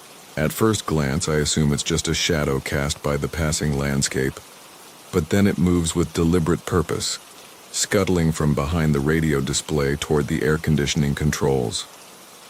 My hands tighten on the steering wheel as I lean forward slightly, trying to get a better look without taking my eyes off the highway for more than a second at a time. The shape is definitely alive, about the size of a quarter, with what appears to be multiple legs moving in that distinctly arthropod manner that makes my skin crawl even when I encounter such creatures in normal circumstances. It disappears beneath the climate control panel, and I tell myself it's probably just a spider that somehow found its way into the cab. Nothing more unusual than the occasional hitchhiker that finds its way into trucks parked at rest stops or loading docks. But then I notice more movement, subtle at first, but growing more obvious as my eyes adjust and focus on the dashboard surface. There are more of them. Small dark insects emerging from what seem to be impossible spaces between the perfectly fitted panels and displays. They move with purpose but without haste, like they belong here. Like this is their domain and I'm the intruder. Some appear to be ants, their segmented bodies catching the amber light from the gauges, while others are harder to identify in the dim illumination. Their forms too small and quick to examine closely while maintaining control of 40 tons of rolling steel. The earthen smell intensifies, and I realize it's not coming from the air conditioning at all, but from the dashboard itself, as if the plastic and metal surfaces have somehow been infused with the scent of rich, dark soil. The dust I noticed earlier isn't dust at all, I now understand, but rather a fine layer of earth that seems to be seeping from microscopic cracks and joints throughout the dashboard assembly. As I watch in growing unease, tiny granules of dirt trickle from behind the gauge cluster, creating small piles that the insects navigate around as they go about their mysterious business. I consider pulling over, but the nearest exit is still 15 miles ahead according to my GPS, and something about stopping on this empty stretch of highway in the middle of the desert feels wrong, feels dangerous in a way that has nothing to do with the creatures colonizing my dashboard. Instead, I maintain my speed and try to focus on the road, though my peripheral vision keeps catching movement as more insects emerge from what should be solid surfaces. A larger shape catches my attention near the passenger side of the dashboard, and when I risk a longer glance, I see what appears to be a beetle nearly 2 inches long, its carapace gleaming like polished obsidian in the gauge lights. It moves deliberately toward the center console, antenna twitching as if testing the air, and I notice that the earth smell has grown stronger, now carrying undertones of decay and something else, something organic and alive that reminds me of the forest floor. After autumn leaves have fallen and begun their slow transformation back to soil, the insects don't seem aggressive or even particularly interested in me, but their presence transforms the familiar comfort of my cab into something alien and unsettling. They emerge in increasing numbers from impossibly small spaces, as if the dashboard itself is hollow and filled with tunnels and chambers where they've built their colony. Some carry tiny particles of debris in their mandibles, while others seem to be trailing fine threads of web or silk that catch the light like gossamer strands. My CB radio crackles to life, but instead of the usual trucker chatter, all I hear is a soft scratching sound, like tiny claws or legs moving across the speaker mesh. I reach for the volume knob to turn it down, but as my fingers approach the control, I see that it's surrounded by a cluster of small black ants that scatter at my movement, disappearing into crevices that shouldn't exist in the solid plastic housing. The highway ahead curves gently to the right, following the natural contours of the desert landscape, and my headlights sweep across the familiar terrain of rocky outcroppings and sparse vegetation. But something's changed about the view through my windshield, a subtle distortion that takes me a moment to identify. The glass itself seems to be developing a pattern of hairline cracks, but as I look more closely I realize they're not cracks at all, but rather tunnels or burrows visible just beneath the surface, as if insects are somehow living within the supposedly solid windshield itself.